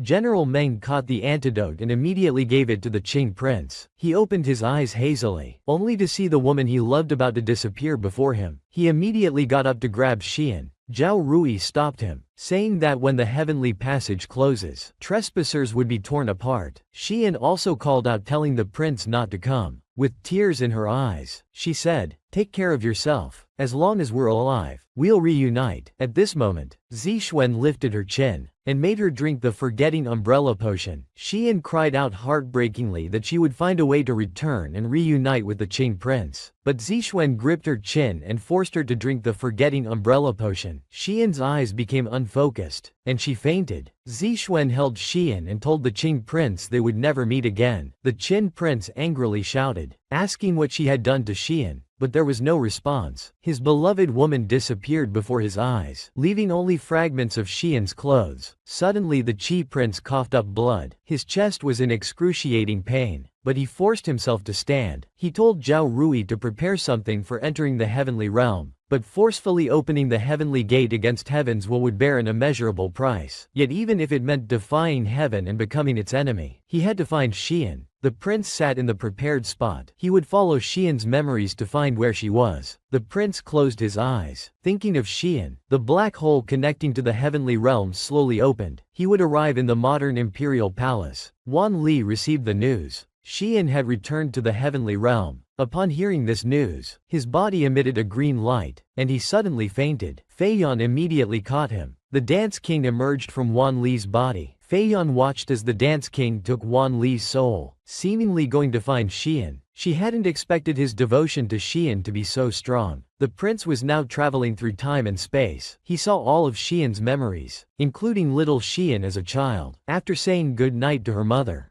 turned off the lights. It instantly became pitch black. She faintly heard rustling sounds outside. Scared, she immediately hid under the blanket, comforting herself not to be afraid, but her body trembled involuntarily. The prince, seeing little Xian so adorable, reached out to stroke her head. Suddenly a light flashed. The prince appeared before little Xian, comforting her, saying he heard there was a well-behaved little fairy here, who wanted to sleep by herself, and the goddess had sent him to give her a gift. Little Xian heard the big brother's voice and peeked out. This man was using his inner power to close the windows while coaxing the child. Little Xian happily jumped up from the bed, but lost her balance. She fell straight towards the Qing prince. He immediately caught little Xian, gently stroking her head. He said, "The goddess is protecting you now. Sleep well." She curiously asked, "Will fairy brother sleep with Xian? Your hair is so smooth, more comfortable to hug than Ball. Will you sleep with Xian?" The Qin prince's eyes widened. "I want to sleep with you too, but you're too young now." Before he could finish, little Xian had already fallen asleep in his arms. He gently placed her on the bed. In the hospital, Xian hazily woke up, realizing she had dreamed of her childhood again. The dream was so vivid, she still remembered it, but couldn't recall the person's face clearly. She only remembered a beautiful and gentle long-haired brother. At this moment, her parents rushed into the hospital room to see her. She quickly sat up, asking why she was in the hospital. 2 days ago, You and Xiaoxuan fell off a cliff. Some surfers found and rescued you. But Xian only remembered playing beach volleyball with friends and Zixuan proposing to her. She suddenly clutched her head, unable to remember anything that happened afterward. The doctor explained not to worry, saying partial memory loss due to accidents was common and would improve with rest. He trembled all over, his chest feeling crushed as if something had been carved out, like he had lost something important. Outside, a nurse suddenly called for the doctor. In the next room, the unconscious Yan Zixuan's condition had suddenly worsened. They immediately prepared for emergency treatment. At this time, there was thunder and lightning outside. A bright light appeared in the sky. The prince accidentally disturbed someone's affairs. Thinking it was Huo family's help, they ordered their men to charge at the prince. He suddenly opened his eyes. Everyone who approached him was thrown back. The man in red clothes fearfully drew his gun, but was instantly defeated by the prince. He turned his head with red eyes. They trembled in fear. They immediately fled, leaving the two bound people looking at the prince before them. They excitedly said it was a true dragon descending, a divine blessing, a great fortune. They must worship him. This man who traveled from ancient times to the present had turned into a child, and his family thought he was dead, all crying at his grave. Xian grieved that her childhood friend had died, yet she couldn't remember anything. Suddenly someone grabbed her. A child who looked exactly like Zixuan said, "Sister, don't cry." Two women chasing behind immediately apologized, saying they were from the orphanage, just passing by with the child when he ran to them. They quickly tried to take him away, explaining he had suddenly appeared at the orphanage door days ago. They said his name was Zixuan. When they heard he was also called Zixuan, Zixuan's mother knelt down and stroked him, saying it must be fate. We just lost a child. Could we adopt him?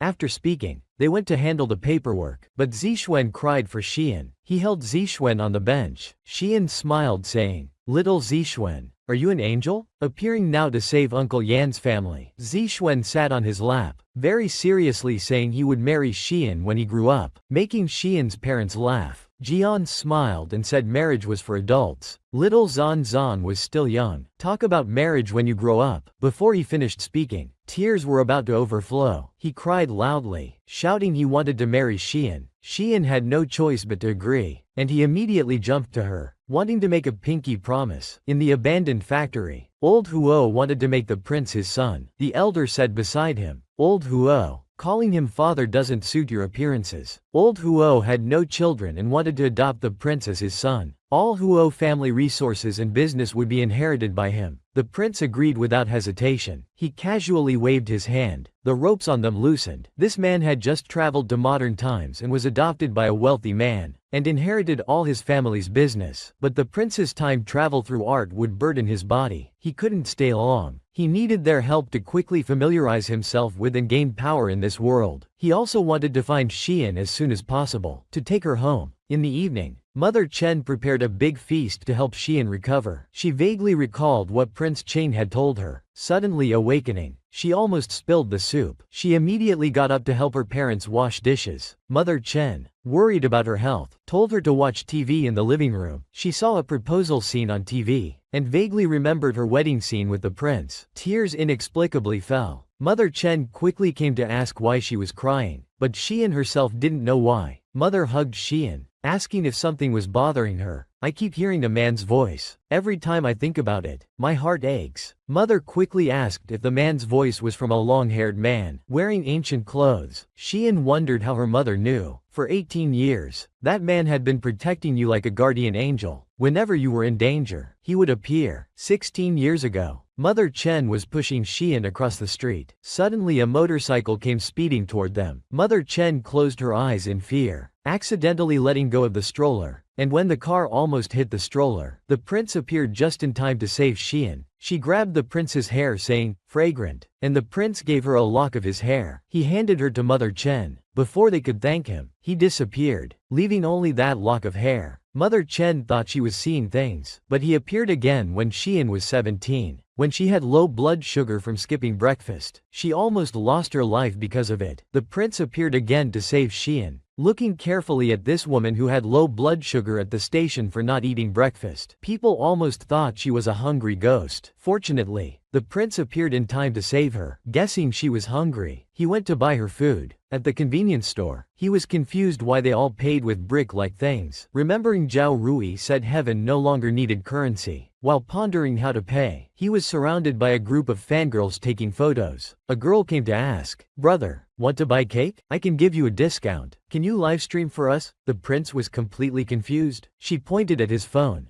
Knowing he didn't have a phone, they all rushed to offer him things. He immediately went to find Xian to feed her. He drank it himself first, then fed her mouth to mouth. Xian slowly opened her eyes, smelling sandalwood that seemed familiar. She saw food all around her. Mother Chen told Xian that mom doesn't believe in spirits, but these events made her think otherwise. Fortunately, he appeared each time to protect you. Xian thought about how he said he would always protect her. She didn't expect it to be true. Even her first kiss was with him. Xian blushed terribly and immediately fled to take a shower. Suddenly a green light appeared in the sky. Zixuan saw the green light fall into Xian's house. He immediately rushed out to find Xian. The green light fell onto Balbal. She blinked while looking at herself in the window, angrily throwing the sunflower seeds in her hand. She couldn't believe that she, a noble crown prince, had become a doll. At this time, Xian just came out from her shower. Wanli's face turned bright red at the sight. He sat on Xian's bed, clutching the sunflower seeds, almost getting discovered. Suddenly Zixuan rushed in. Watch as this boy suddenly bursts into his sister's room. He almost fainted. His nose started bleeding. This blood somehow felt murderous. He sensed Wanli's presence in the doll. He grabbed the doll from the bed and started pulling it roughly. Xian immediately snatched the doll away. "You're going to ruin Balbal. If this happens again, I'll have to tell uncle and auntie to discipline you properly." Shanghai Pudong International Airport. As soon as the prince got off the plane, he was frantically questioned by reporters. Fans behind him were making a commotion. After taking off his glasses and looking around, he didn't find the person he was looking for. He left in his sports car. While Zixuan was being scolded, he saw news about Prince Qing on TV. Li Qiao blocked the TV to prevent Xian from watching. Amid the chaos, Xian mentally asked Wanli to turn off the TV. He looked at the remote control, feeling dizzy. Zixuan quickly transmitted mentally that it was the red button. He obediently pressed it. When the TV turned off, both of them sighed in relief. They were very angry. Despite both time traveling, Prince Qing maintained his original form. At this moment, Tang Yuan called, inviting them to go to Shaoshui Zan Mall together. Zixuan heard and wanted to go along. Prince Qing looked out the window. He immediately spotted Xian in the crowd. Tang Yuan held the pre-booked tickets, wanting to go to the haunted house with Xian. Zixuan kept sticking close to him, and they were arguing about who was spoiling the mood. Suddenly, something was falling from above, about to hit them. Xian immediately pushed them both away. Prince Qin saw Xian in danger. He immediately jumped down from the window. Watch as this man jumps down from the high building, breaking through the window, all to save the woman he loves, holding her tightly in his arms. "Are you alright?" This voice was very familiar to Xian. "I'm fine. Thank you for saving me." The prince looked at her tenderly. "I'm glad you're okay." Xian's eyes widened. Her face turned red. This familiar feeling made her vaguely recall their wedding scene. The prince just held her tightly. "I've finally found you. Xian, come back with me." But Xian only recognized his scent, not knowing who he was. Prince Qin looked surprised. He couldn't believe his wife didn't remember him. Thinking back to the day she was taken away, he realized it was Zixuan's doing. The prince suddenly took her hand, kneeling on one knee. "Let me introduce myself again. I'm Huo Jiayu. Chen Hua's business spans 5 continents, with 3 castles and 6 islands. All will be transferred to your name. Marry me." Xian was very surprised. In fact, they were already husband and wife. Just as Zixuan was about to object, Tang Yuan covered his mouth, immediately gave them tickets to go to the haunted house together. "This haunted house scares me even through the screen." Xian was trembling all over. The prince asked if she was scared. She stubbornly said no, but her body was honest. Suddenly a ghost face popped out, scaring her so much she almost jumped out of her skin. The prince immediately held her in his arms. Xian said she heard there were real people here, hurrying to leave and finish, but she was clinging to the prince's body. She quickly apologized and tried to stand properly, but he pulled her back saying, "It's okay. You don't need to be formal with me." Gently stroking her head, "Stay in my arms. I'll lead you out. I promise to protect you,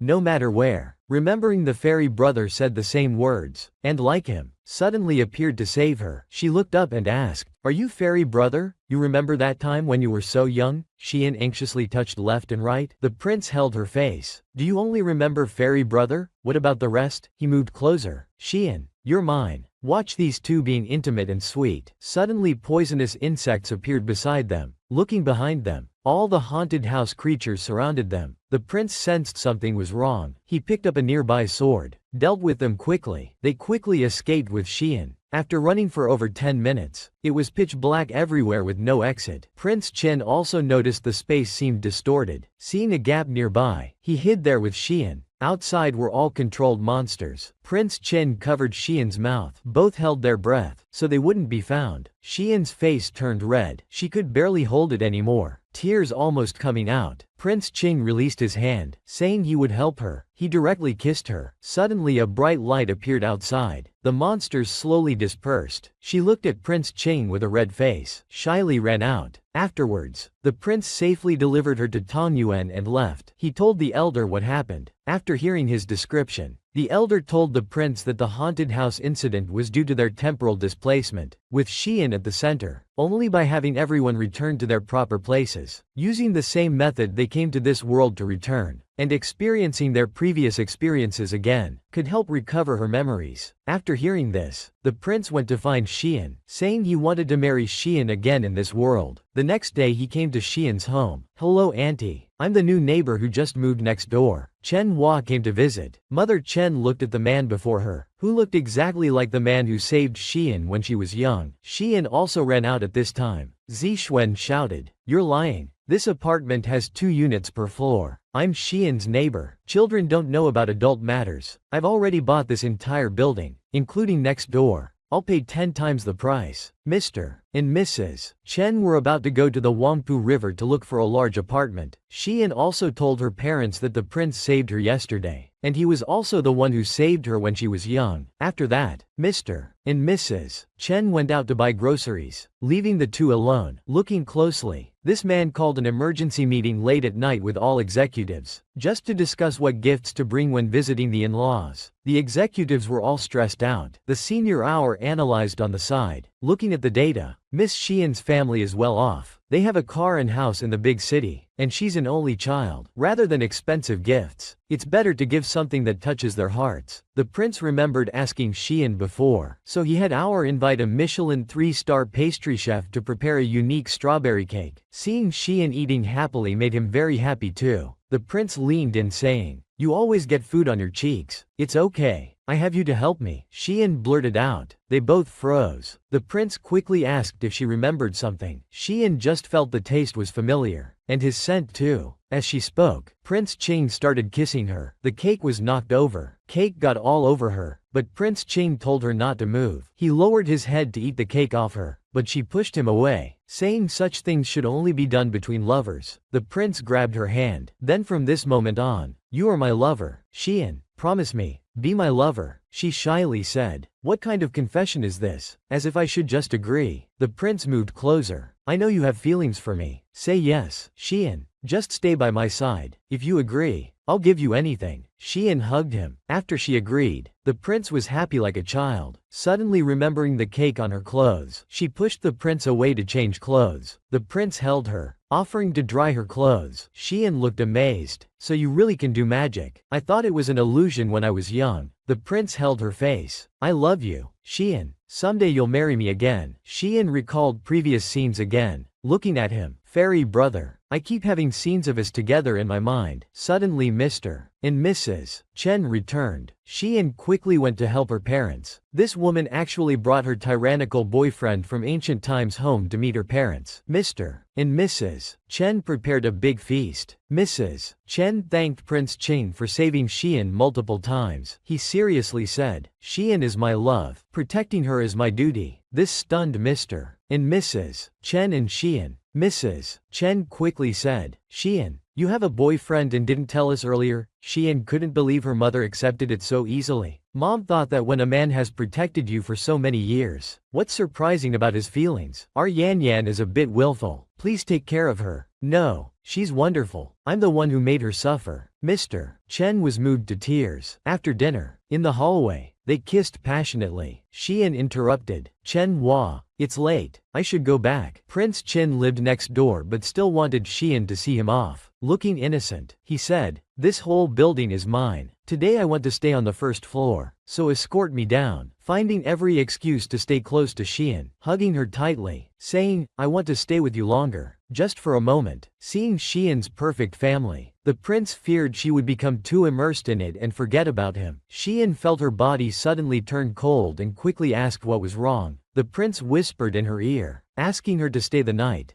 Xian froze. She immediately declined, saying it was too sudden and to wait until they knew each other better. The prince looked at Xian sadly again, saying, I've waited for you so long. How much longer must I wait? Xian kissed him sympathetically, saying she didn't know what was wrong. Her mind was confused. Images of him often flashed through her mind. She asked for more time to sort things out. I like you. I don't know why. I just do. Seeing you unhappy makes me sad. So please don't make that expression anymore. By evening, the prince saw a green light coming from Xian's room, his face filled with murderous intent. Wanli also sensed the killing intent. Suddenly, a powerful suction force appeared. Look carefully at this doll accompanying its mistress while she slept. It was pulled out by a strong force. The prince grabbed him, saying, Wanli, you followed all the way here to kill Xian. I'll destroy you now. He immediately revealed his true form, but Prince Ching still held both his hands tightly. Wanli sneered, you can touch me? You also crossed through thought. You discovered me early. That's why you didn't let Xian return to change clothes. The prince angrily wanted to destroy the doll, but Wanli explained he was drawn to Xian's side by the ancient king. Even if the doll was destroyed, the dance king would make him possess something else. The prince angrily squeezed the doll. If you have any improper thoughts, I'll make your soul scatter right now. His killing intent was so strong it seemed to pierce Wanli's soul. Wanli shouted that it had been solidified for a year. The price paid was far greater than his. Killing him would consume too much thought power. Unable to maintain human form. If you do this, you'll never be able to reunite with her. The prince felt intense pain hearing he'd never see Xian again. His heart ached unbearably. He dropped the doll, angrily warning Wanli, I'm right next door. I'll watch your every move. If you dare to have any improper thoughts about Xian, I'll make your soul scatter immediately. Wanli trembled in fear. The next morning, Xian brought Wanli to school. Don't come out. What if someone sees you?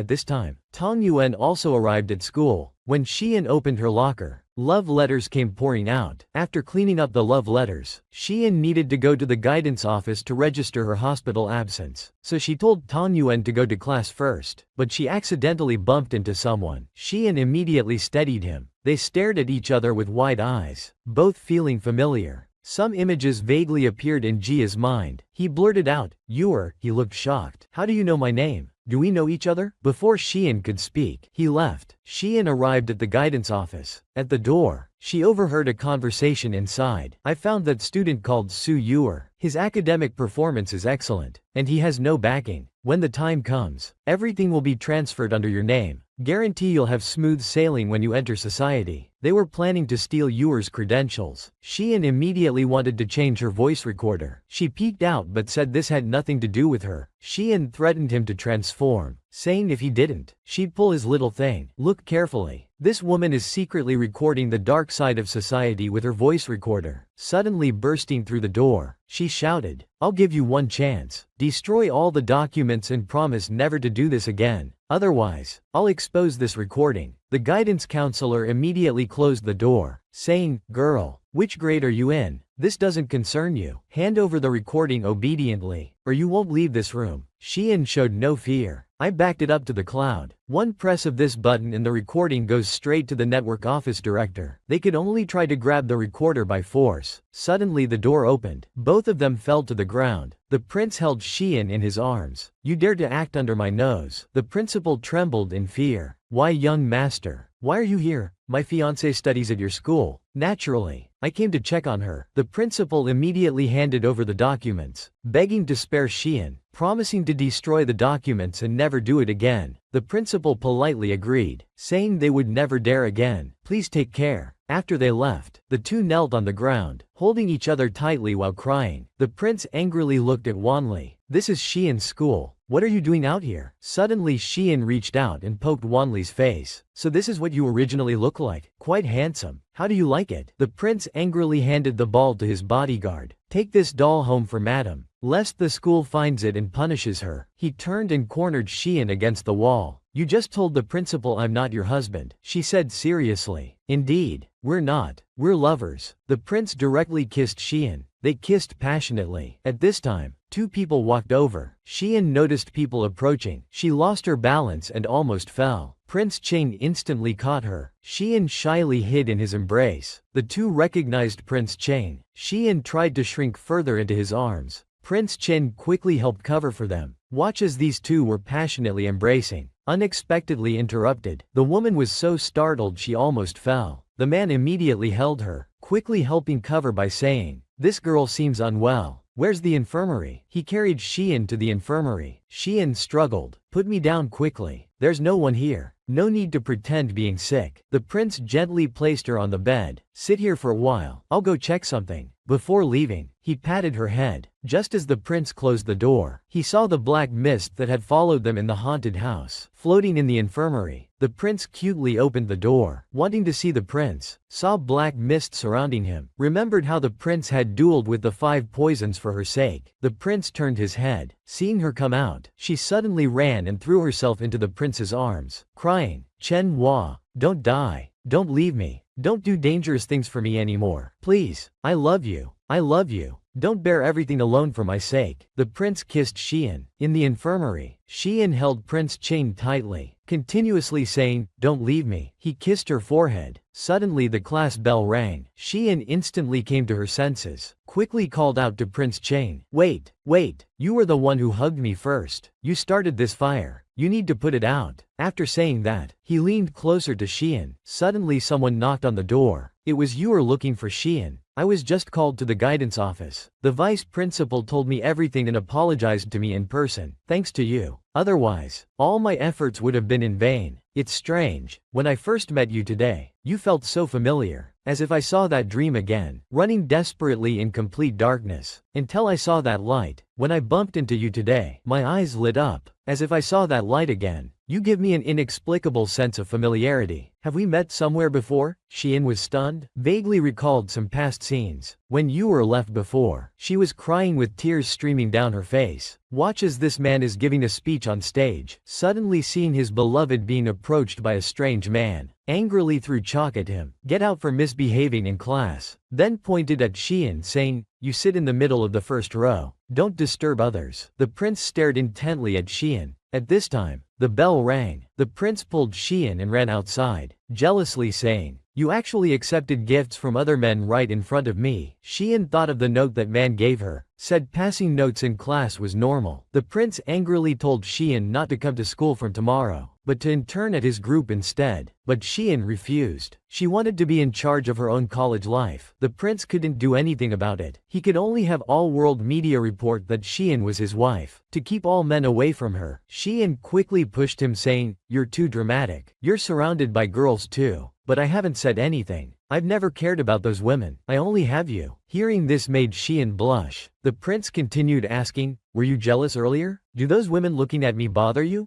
Xian quickly turned away denying, not at all." The prince grabbed her face and kissed her forcefully. He pressed against Xian's face saying, "Your first kiss to me. I'm so happy you were jealous." Xian deliberately said, "I wasn't jealous. You're overthinking." "Overthinking? Then you won't mind if I kiss others like this?" Xian immediately replied, "Of course not allowed." The prince was happy like a child, holding her face. He whispered, "Don't worry. Everything of mine is yours. Want to verify?" Then he kissed her. Just as they kissed, someone came looking for the prince. Xian quickly pushed him saying someone was looking for him. Pouting angrily she said, "See? Your pursuers followed you here. Yet you dare lecture me. Then let's find a place with just the two of us." As soon as he finished speaking, they vanished in a flash. Look carefully. These two people actually flew into the sky, their bodies surrounded by golden light. Xian curiously asked her divine brother, "Where are we going?" "To the most beautiful and highest place in this city." The two stood in the clouds, like a scenic view. Xian held King Qing's hand as they floated in the sky, drifting with the wind. She happily cupped her face. "From here, They could overlook the entire city, above the sea of clouds. It was so beautiful. It felt like they could touch the sky with their hands. King Qing asked if Xian liked it. Since it was her own city, she never thought about visiting these scenic spots. Looking at it now, it was truly beautiful. When King Qin first came here, he was also amazed. This place was like a fairyland. Xian looked at King Qin with heartache and threw herself into his embrace. Don't make that expression again. I'm by your side. King Qin gently stroked her head. Will you stay by my side forever? Marry me. Xian looked at King Jing in surprise. You're suddenly proposing? I haven't even graduated. King Qing held Xian in his arms, saying, I'll wait for you. Should we tell my father? Hearing this, King Qing happily looked at Xian. So you're willing? He immediately knelt on one knee. Xian, I'm formally proposing to you. Will you marry me? Xian gently replied, yes. The prince was overjoyed. Looks like the romance won't end. After that, they kissed again. At night, the two were flying under the moonlight. The prince carried the sleeping Xian in his arms and leapt through the window. Arriving at Xian's room, just as they entered, suddenly a melon seed flew over. Look at this man, flying in the sky carrying a woman. He just flew into the woman's room. Suddenly a melon seed flew through the air. King Xing immediately deflected the melon seed. Wanli angrily shouted, where did you take Xian? Coming back so late.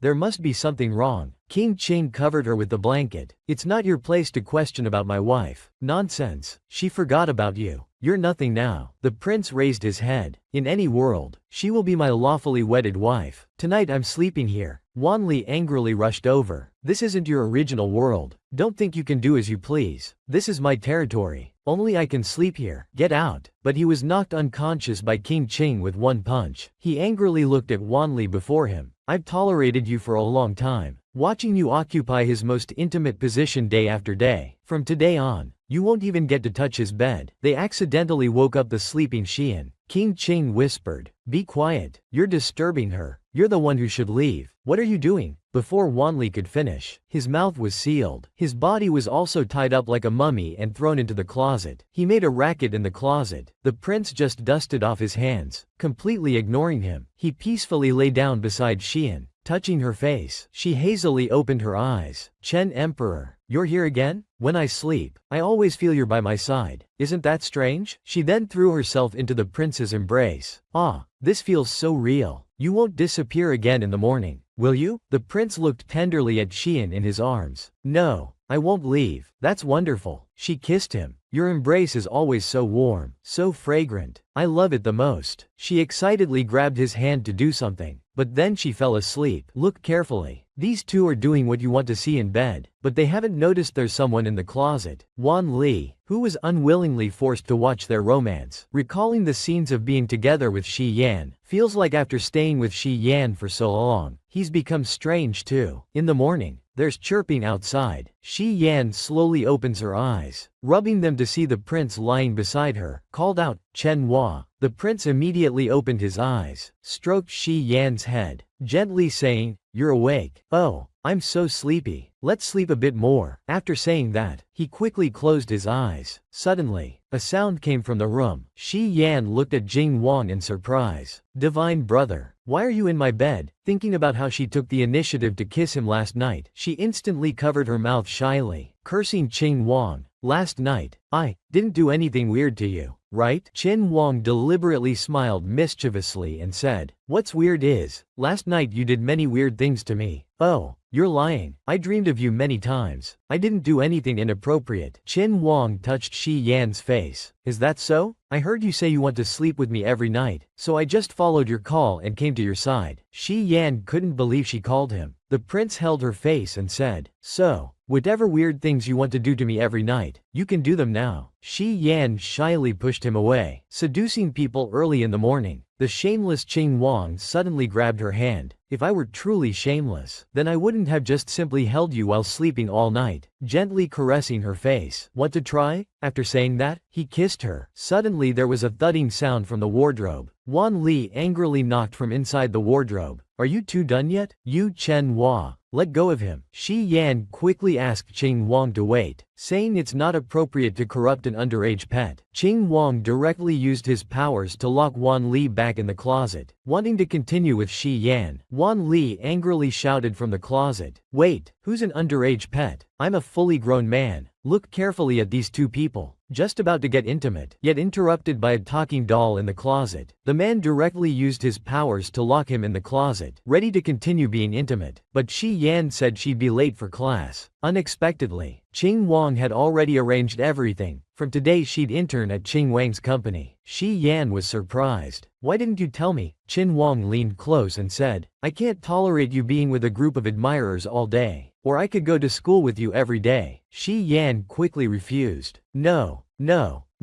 I'll go intern with you instead, but I still need to get my files from school today, right? Alright, I'll take you to school, he said and picked up Shi Yan. They flew directly out the window. At school, the principal praised Shi Yan extensively. Just as they left the principal's office, they saw Qing Wang at the door. He took her hand, ready to leave. Shi Yan mentioned she had plans with friends, saying she should at least tell them she won't be coming to school anymore. Wang Jin frowned and asked, friends? Male or female? Have I met them? Is it that male classmate who passed you notes? Shi Yan quickly said. Of course they're girls. After what you did last time, how would I dare to meet any male students at our school? The prince hugged Xian and asked, tell me how long you'll be gone and when you'll return. How would I know? Girls hanging out together. We'll probably shop and eat. You know. Wang whispered in her ear. Then I'll go with you. Xian quickly refused. Then he said, then I'll wait for you in your room. He cupped Xian's face. I'm just joking. Go enjoy with your friends. I'll wait for you at home. He kissed her forehead. Several people arranged to have afternoon tea together. Tang Yuan said in surprise. Xian, starting tomorrow you won't come to school. You'll work directly at Huo Corporation? Xian quickly covered his mouth, telling him to lower his voice. Tang Yuan joked. Your fairy brother is eager to get you into his company. You can do whatever you want in the private office. They all chatted and laughed. Suddenly, a black mist appeared and seemed to target Xian. Watch this woman walking alone on her way back. Black mist surrounded her body. Suddenly a hand grabbed her. A group of people looked at her with evil eyes. Xian recognized the dean's niece and school classmates. She realized they were controlled by the black mist. Rick kicked them away, then turned and ran. Couldn't believe she knew some martial arts. Some vague images appeared in her mind. Xian suddenly felt a severe headache. At this time, the black mist caught up. Those controlled people caught Xian. They approached her step by step. They grabbed Xian's face and made her drink something unknown. They got close to her body saying, drink this. No matter how much you hate it, your body will respond. Xian cried out, no, and continued shouting. A golden light suddenly flashed before Chen Hua. It immediately repelled them. Qing Wang appeared before Xian. His eyes turned red with anger. What are you doing to her? He stared at Xian before him. Anger instantly rushed to his head. Qing Wang used his powers to torture them. The black mist slowly dispersed, and they gradually regained consciousness. Xian immediately shouted, stop. They were controlled by the black mist. The mist is gone now. If you continue, someone will die. Xian saw something was wrong with him. She quickly tried to stop herself but lost balance and fell onto his hand that was using magic. Qing Wang caught her. He returned to normal. Looking tenderly at Xian, wanting to untie her, he hugged her tightly saying, sorry, I scared you. Qin Wang noticed Xian's body was a bit hot. Xian looked at him dizzily, constantly saying she felt hot. Qin Wang saw the cup on the ground and realized Xian had been drugged. Looking carefully, this woman seemed to have been given an aphrodisiac. She looked dizzily at the man before her, constantly saying she felt hot. The prince saw this and wanted to help hold Xian. Xian kissed him. While kissing passionately, they heard someone coming. He immediately took Xian home. The prince held her in his arms. Xian looked at her clothes and asked, fairy brother? It's Xian.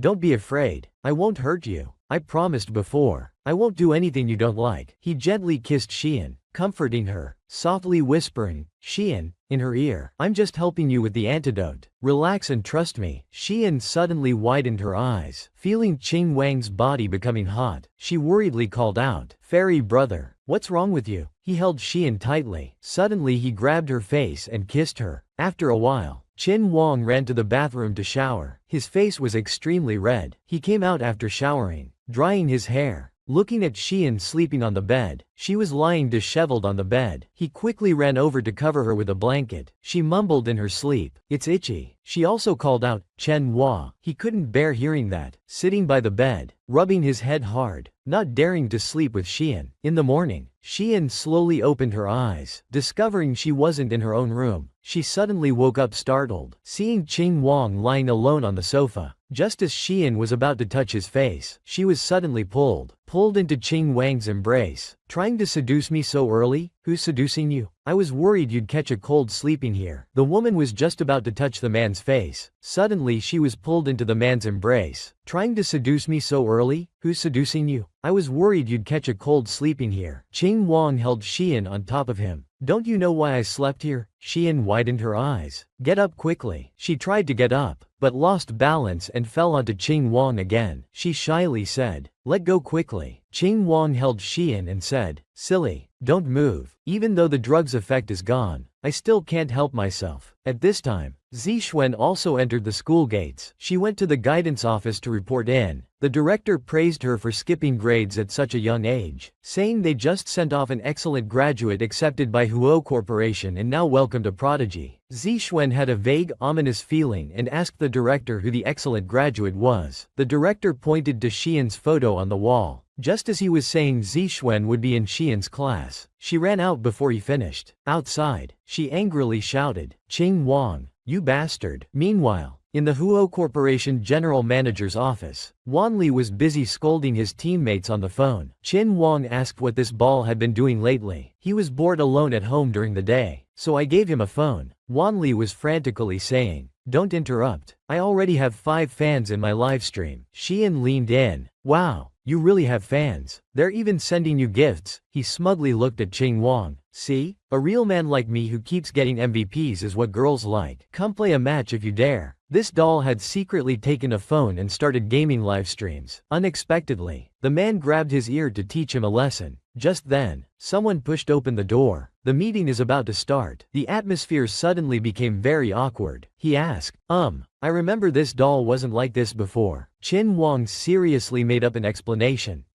This is a doll with movable joints. Look, like this, and this. The person left speechlessly. Both of them sighed in relief. Just as Qin Wang put the doll on the desk, it threw a tantrum. Let go. Haven't you played enough? Qing Wang pointed at him saying, you behave yourself. I'm going to a meeting. Xian also packed up her things to go to work. She vaguely felt that working with him felt familiar too. After a while, Prince returned from the meeting. He saw Xian sleeping on the desk. He came over to pick up Xian. Wanli was making noise beside them. Qin Wang made him experience flying. He held Xian in his arms, remembering what the elder told him. After being taken away twice by Zineng, Nian Li had become very weak. If Nian Li disappears, she would completely vanish between the two realms, and Xian was his obsession. She was also his only energy source. He needed to do whatever he desired to do with Xian, but what Qing Wang desired was only. But he couldn't bear to force Xian. In the morning, Xian woke up. She found Qing Wang had held her all night. Touching his face, she felt he was very cold. She tried to check, but couldn't feel his breathing. Xian immediately called out, Chen Hua, wake up, don't scare me. She quickly took out her phone to dial 120. The woman had just woken up in the man's arms, but found his body unusually cold. Trembling, she tried to check his breathing, but couldn't feel any breath. Scared, Xian immediately took out her phone to dial 120. Qing Wang opened his eyes and asked, what's wrong? Why are you so panicked early in the morning? Xian froze completely. She suddenly started crying, throwing herself into Qin Wang's arms. You jerk. You scared me to death just now. You were so cold just now. And I couldn't wake you up. I thought you were dead. Qing Wang comforted her like a child. Silly. I just slept too late last night. I just woke up late. That's all. Don't sleep so late anymore. Don't scare me again. Qing Wang gently wiped her tears. Xian looked at him adorably, saying, I stayed overnight at the company and haven't freshened up. Qing Wang told her the office had a bathroom with a bathtub. Xian immediately ran to take a bath. Black mist appeared at her feet, suddenly pulling her into the water. Qin Wang quickly rescued Xian, but the black mist continued attacking them both. Qin Wang used his powers again to fight the black mist. Gradually, the black mist dissipated, but Qing Wang became dizzy from overusing his powers again. Xian looked up asking, is the black mist gone? Then she saw Qing Wang's body becoming transparent. She immediately got up asking, Chen Hua, what's wrong? Why aren't you speaking? Don't scare me again. In Qing Wang's vision, everything was blurry. He couldn't hear clearly as he opened his eyes hazily. Suddenly he pounced on Xian. She shouted, let go. You're hurting me. But Qing Wang's eyes were empty. The elder had said, when his powers grow weaker, he would become a beast unable to control his instincts. afraid he would. Xian also felt that he seemed to want to knead her into his body. She struggled hard. This man seemed like he wanted to devour the woman in his arms, with red light glowing in his eyes. Xian felt like she was about to be kneaded into his body. She struggled desperately. At this time, Zizan arrived at the front desk of Huo Corporation, cutely asking the receptionist how to get to the top floor. The receptionist took her to Qing Wang's office. They knocked for a long time but heard no response. They only heard Wan Li's voice from inside. Zizan quickly thanked the receptionist and said goodbye. Upon entering the office, it was empty. She heard Wan Li's voice coming from the cabinet. Zizan opened the cabinet and asked where Xian and he were. Wan Li rushed to the phone store anxiously, saying, "How would I know? That bastard locked me up all night." Suddenly there was a sound. Wan Li recognized it as Xian's voice. They both immediately rushed towards the sound. Zizan kicked the door open forcefully. Wan Li saw Xian being held tightly by Qing Wang. He immediately kicked him. He leaned to the side. Wan Li wondered why he was subdued so easily. When did Qing Wang become so weak? Zizan quickly ran to check on Xian.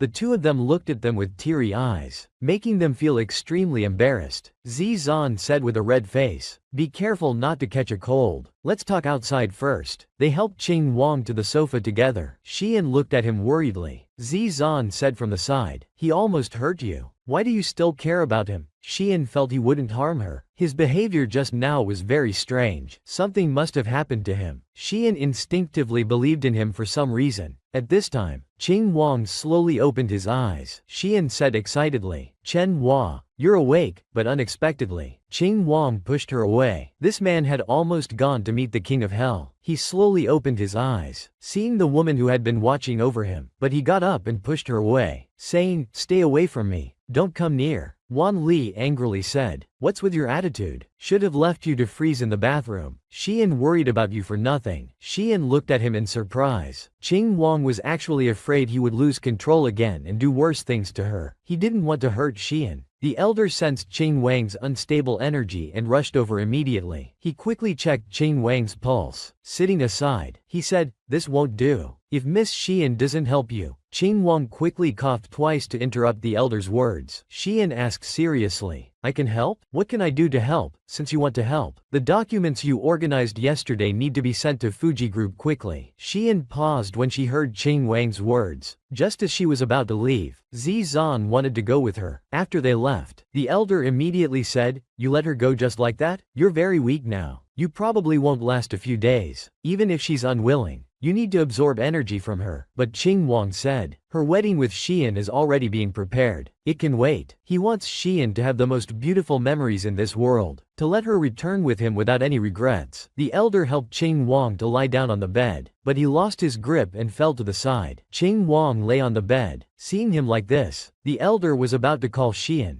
Qing Wang said weakly, "If Xian doesn't remember everything, she can't return." In Jin Kingdom, Zhao Rui looked worriedly at His Majesty Jin Wang. What happened in the heavenly realm? His face was pale, pulse weak. If he doesn't wake up soon. Just then, a guard reported that the Red Army had suddenly surrounded the hills near the altar. The Red Army at the foot of the mountain was a vast sea of soldiers. General Meng looked down the mountain and said to Zhao Rui, "I entrust Qing Kingdom to you temporarily. I will hold on until His Majesty wakes up." But Zhao Rui looked worried. The general drew his sword and shouted to the Qing soldiers, "Attack! Defend His Majesty with our lives." Suddenly, a bright light appeared in the sky. It instantly made Xian grab her head in pain. Her eyes became hollow. She seemed to feel their calling. Suddenly, with tears in her eyes, she said, "Qing Kingdom needs us." At this time, the elder found Xian and begged her to save Qing Wang. She looked up and asked, "What do you mean? What's wrong with Chen Hua? The true dragon doesn't belong to this world. He came here to find you, but now his mental power has weakened to the point where he can't stay here anymore, even threatening his original body's safety. He must absorb energy from you." After hearing this, Xian immediately wanted to go save Qing Wang, but the elder said the true dragon was at his limit. Going to see him now, who knows what might happen? It could threaten your life. Miss Xian, have you thought it through? By nightfall, heavy rain was pouring outside. Xian came to Qing Wang's side in the rain. She caressed his face. By now, tears were already welling up in Xian's eyes. She took the initiative to kiss Qing Wang. wanting to save him. Her tears rolled down her cheeks, dropping onto Qing Wang's face. He suddenly opened his eyes. He grabbed Xian and pinned her to the bed. His eyes turned red as he looked at her, seeming like a different person. Then he suddenly came to his senses, seeing Xian lying before him. Realizing he had lost control again, he immediately apologized to Xian. Xian held his face and said, "Chen Hua, no need to apologize. I came to find you, to save you. I'll do anything you ask." He grabbed Xian's hand, holding her in his arms. He said, "Do you know what you'll face? I won't be able to let go. Even if I have to use any means necessary, I'll drag you into my world. Even against your will, I will take you away at all costs, along with your original happy life." Xian kissed Qing Wang. "Then take me away. With you, even hell would be fine." Qing Wang kissed Xian passionately. Looking at her with a red face, he said, "Sorry Xian,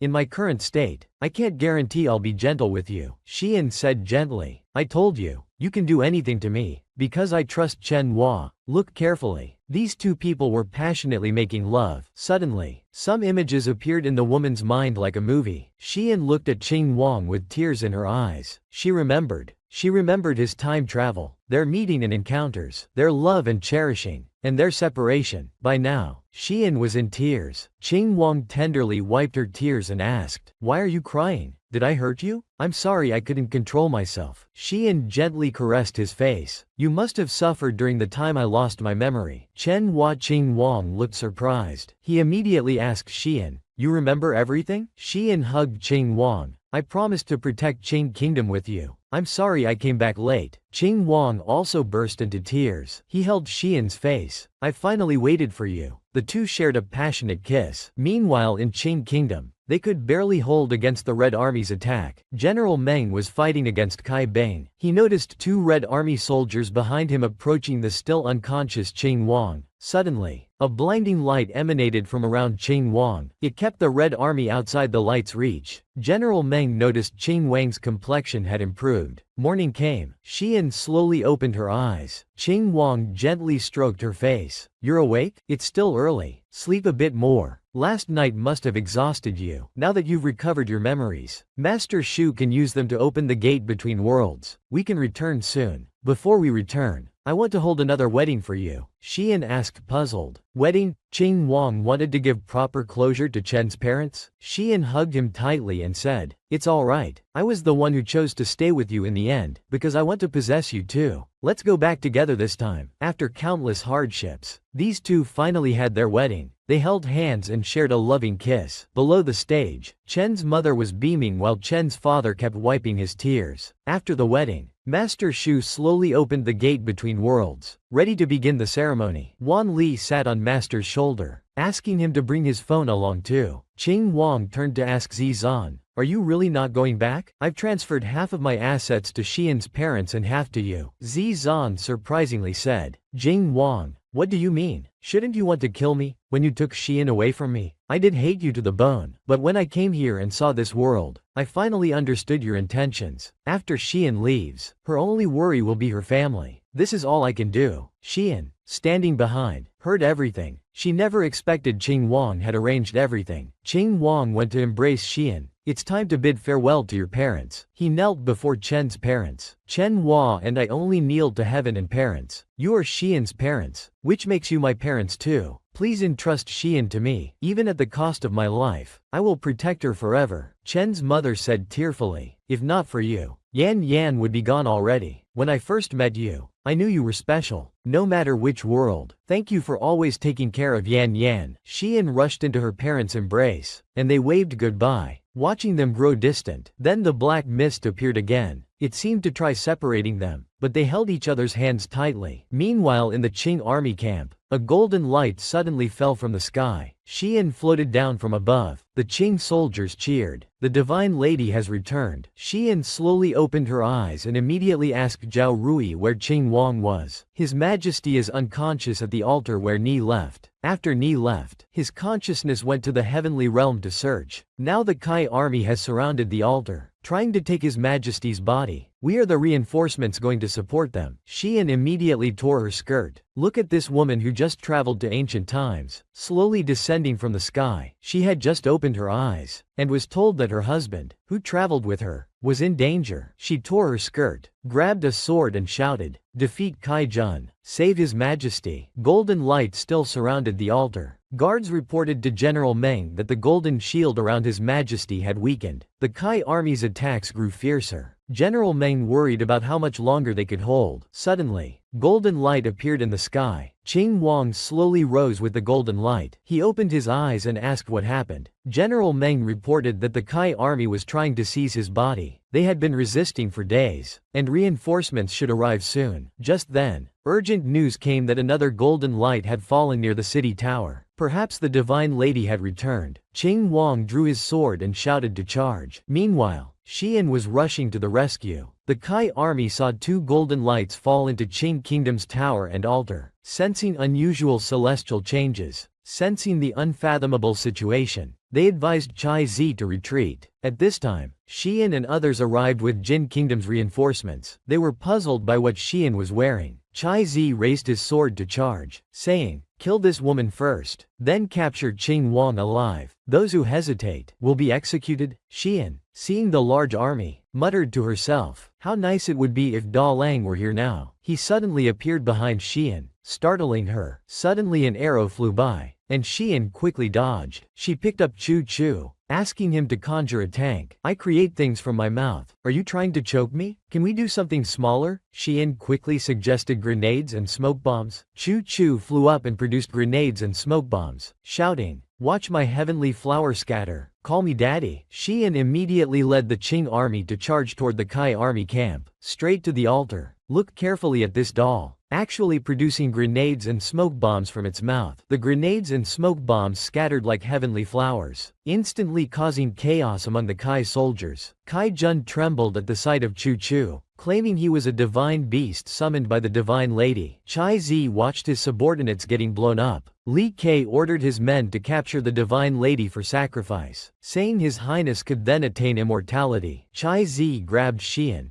Just as Qing Wang saw it, he shouted loudly. Suddenly, intense golden light surrounded Xian's body. Chai Zi vaguely sensed something pursuing him. He immediately jumped over the cliff. Xian drew her sword. Both fell off the cliff together. Xian slowly opened her eyes. She was sitting on a golden basket. Qing Wang had transformed into a dragon to save her. Kai Jun, seeing the golden light, thought they had angered the gods and immediately fled. Qing Wang held Xian tightly and shared an intimate moment. Then he turned to blame Chu Chu for being unreliable. Chu Chu jumped up defending himself. "If it weren't for me helping, Xian wouldn't have been saved. Yet you show no gratitude." Xian hugged Chu Chu and kissed him. "Thank you, my darling." Chu Chu blushed so hard he fainted. In the Chu King's palace, Wan Li suddenly woke up. He asked Fei Yan in surprise, "Is this Chu Kingdom? Have I returned?" "Yes, yes." Wan Li suddenly hugged Fei Yan. "I'm really back. Long time no see." Brother took out a phone from his pocket and said, "Sister Wang, look what I brought you. This is really fun." At night, Qing Wang looked at Xian and said, "Don't you want to have our child?" She held Qing Wang's face and explained, "It's not like that. I see you busy day and night. I just want to help you more. I don't want to get pregnant so soon." Before she finished speaking, Qing Wang had already embraced Xian. In the morning, officials reported to His Majesty, "We've checked all medical books but found no records about 7 before 8 after related to women's pregnancy." Qing Wang helplessly asked if there was any way for the queen to conceive without harming her body. At this moment, an official spoke up, "Your Majesty, as ruler of the country, you only have the queen in your harem. Why not take some concubines?" Once these words were spoken, nothing good would follow. Watch this man, just for saying the wrong thing. His Majesty ordered him to be dragged out and demoted to commoner status, banned from court service. Just as he was about to be dragged out, guards announced the Prime Minister's arrival. They quickly fled. Zhao Rui watched them leave trembling. He asked, "Your Majesty, who did you frighten this time?" In Da Cheng, "There are still people who don't know Xian's status?" Zhao Rui mockingly said, "The status of being henpecked." Qing Wang coughed twice, telling Zhao Rui not to tell Xian about the young doctor's matter. Then he asked Zhao Rui about holding alliance talks in Bailing City at the Qing border. Kai Kingdom had always led northern countries against Qing. This time, the Kai king would attend personally, marking a diplomatic breakthrough.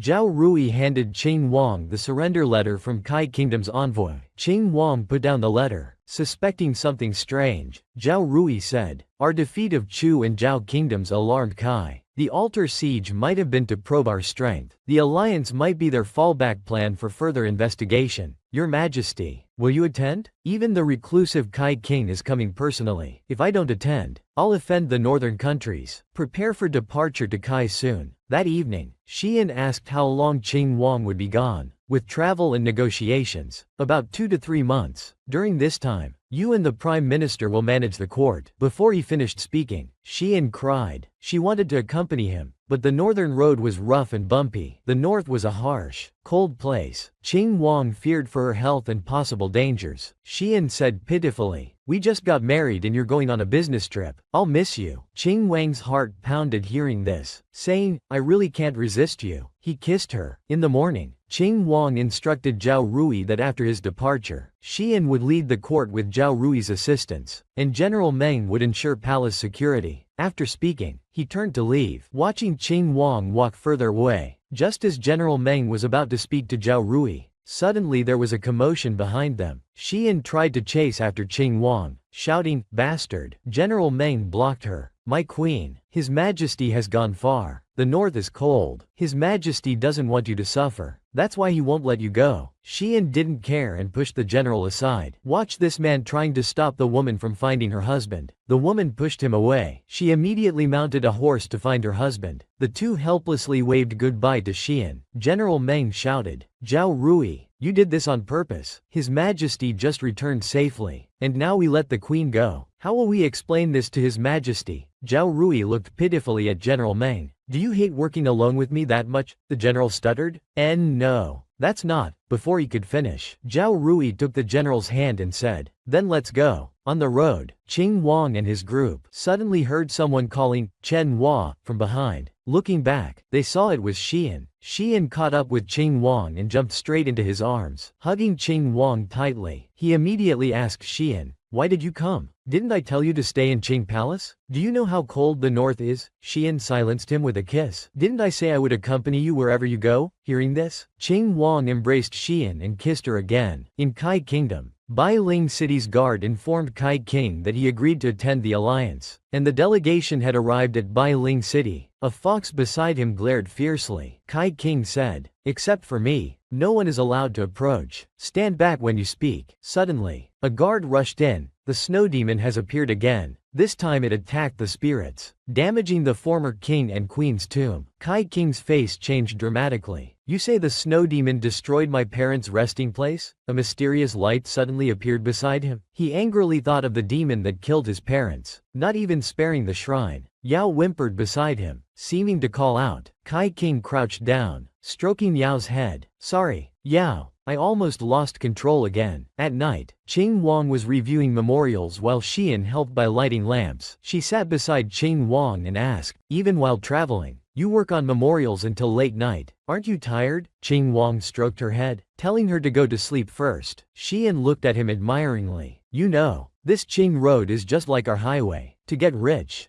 build roads first." Truly timeless wisdom. Chen Hua is really amazing. Qing Wang leaned closer to Xian. "This is what all Qing kings have insisted on doing. Speaking of which, shouldn't we have a prince soon? It would be a waste if there's no heir to inherit all this." Xian said shyly, "What are you planning? We're away from home, and I haven't bathed for days." As soon as she finished, Qing Wang immediately called for bath water. Both lying in the bathtub. "Why are you staying so far from me?" Suddenly he grabbed Xian. "Look at these two lying in the same bathtub." Suddenly the man pulled the woman. He held her tight in his arms, saying, "Water is precious. We should bathe together. What if you catch a cold?" Xian shyly said. "What? This isn't convenient." Qing Wang turned Xian around, asking, "Is this more convenient? You're doing this on purpose?" In the morning, Xian slowly opened her eyes and suddenly sat up. She covered her head shyly, thinking how Qing Wang had such energy despite traveling and working overtime. At this moment, Qing Wang entered. He draped a snow cloth made from northern jade snowblade over Xian. She happily asked Qing Wang where it came from. "I heard you went hunting recently. In such cold weather, won't you freeze?" Qing Wang pressed against Xian. She immediately said, No, we just did last night. Qing Wang moved close to her neck, saying, deepening the mark. This mark proves you belong to me. After a while, Qing Wang's delegation arrived at Bailing City. Kai Kingdom's citizens saw Qing Wang on horseback. There was much discussion, with infatuated girls gathering around. Seeing this, Xian poked her head out from the carriage, jealously saying, HMPH, you flirt. Qing Wang smiled happily, then asked Xian if she felt better and could get up. It's all your fault for catching a cold. Suddenly, Qing Wang grabbed her hand. He lifted Xian onto the horse, wanting everyone to see his beautiful wife. Smiling, he said, not angry anymore? Or should I make it up to you tonight? The infatuated Kai Kingdom citizens saw Qing Wang smile and discussed among themselves. They say Qing Wang announced he would only marry the divine lady. So this is her. She's so beautiful. They're such a perfect match. At Kai Kingdom's palace, Qing Wang needed to meet Kai King, so he told Xian to look around nearby. She looked at the snowy landscape outside, all white as far as the eye could see. A shopkeeper by the road called out, greetings, Qing Wang's consort. These are specialties unique to our northern kingdom. Please take a look. Xian saw the doll-like fruits. How cute, the shopkeeper said. These are made after being preserved in ice cellars. If you like them, they're yours. Having you visit will bring great fame to our shop. Suddenly, a strange wind arose, seemingly trying to sweep away objects. Watch the woman walking on the road. A strange wind suddenly picked up. People shouted, the snow demon is here, as the wind grew stronger. A pair of eyes seemed to appear in the sky, staring intently at Xian. Outside Bailing City's governor's mansion, panicked voices shouted, Snow Demon! The Snow Demon has come. The official told Qing Wang that the Snow Demon was attacking their king today and needed urgent attention. He asked Qing Wang to return to the guest house, saying their king would apologize another day. Upon hearing this, Qing Wang immediately went to find Xian. He galloped on horseback toward Xian, shouting, such strong wind. Why haven't you gone inside? Hold on to me. I'll take you back. Suddenly Xian was swept up by the strong wind. She mysteriously disappeared. Qing Wang watched his beloved woman vanish before his eyes again. Kai King and others chased after the snow demon. Kai Bing said beside him, the snow demon went that way. We can't catch up. Kai King thought how after so many years they'd finally tracked it here and couldn't let it escape again. He ordered his soldiers to return to the city, saying he would handle the rest. He used levitation magic to chase the snow demon. He used spells to fight it, thinking he had hit it. Crouching down, he said, finally caught you. The snow demon who killed my parents and brought endless disaster to Kai Kingdom. Die. Just as he was about to use magic, Yao bit his clothes, seemingly trying to express something. When he reached out to push away, it was actually Xian. Kai King immediately withdrew his magic. At this moment, Xian regained consciousness, calling out, Chen Hua, be careful. Before she could finish, she turned to look at this man. Kai King heard Xian call Jin Wang's name. Knowing that only divine ladies have golden eyes, he guessed she was Jin Kingdom's consort and asked what she was doing here. Xian looked at the man before her, backing away asking, where is this? Are you the snow demon who captured me? I am Kai Kingdom's ruler. Pursuing the snow demon. If you are truly Jin Wang's consort, please come down the mountain with me. Xian immediately thanked Kai King for saving her. Standing up and brushing snow off herself, she said, let's go then. We should return soon, before Chen Hua worries. Don't you two have an important meeting? Suddenly another gust of wind appeared. Kai King quickly pulled Xian back, warning, careful not to get swept in. You'll be torn apart. Watch this woman. She almost got swept into a strong wind. The man immediately pulled her back, saying, be careful. You'll be torn apart if you're swept in. Kai King held Xian's wrist. Realizing this, he immediately let go, explaining it was an urgent moment and apologizing for any offense, hoping the divine lady wouldn't mind. Xian noticed blood on Kai King's shoulder and reached out to brush it off. Worried about his clothes getting damp, Kai King immediately dodged away, saying,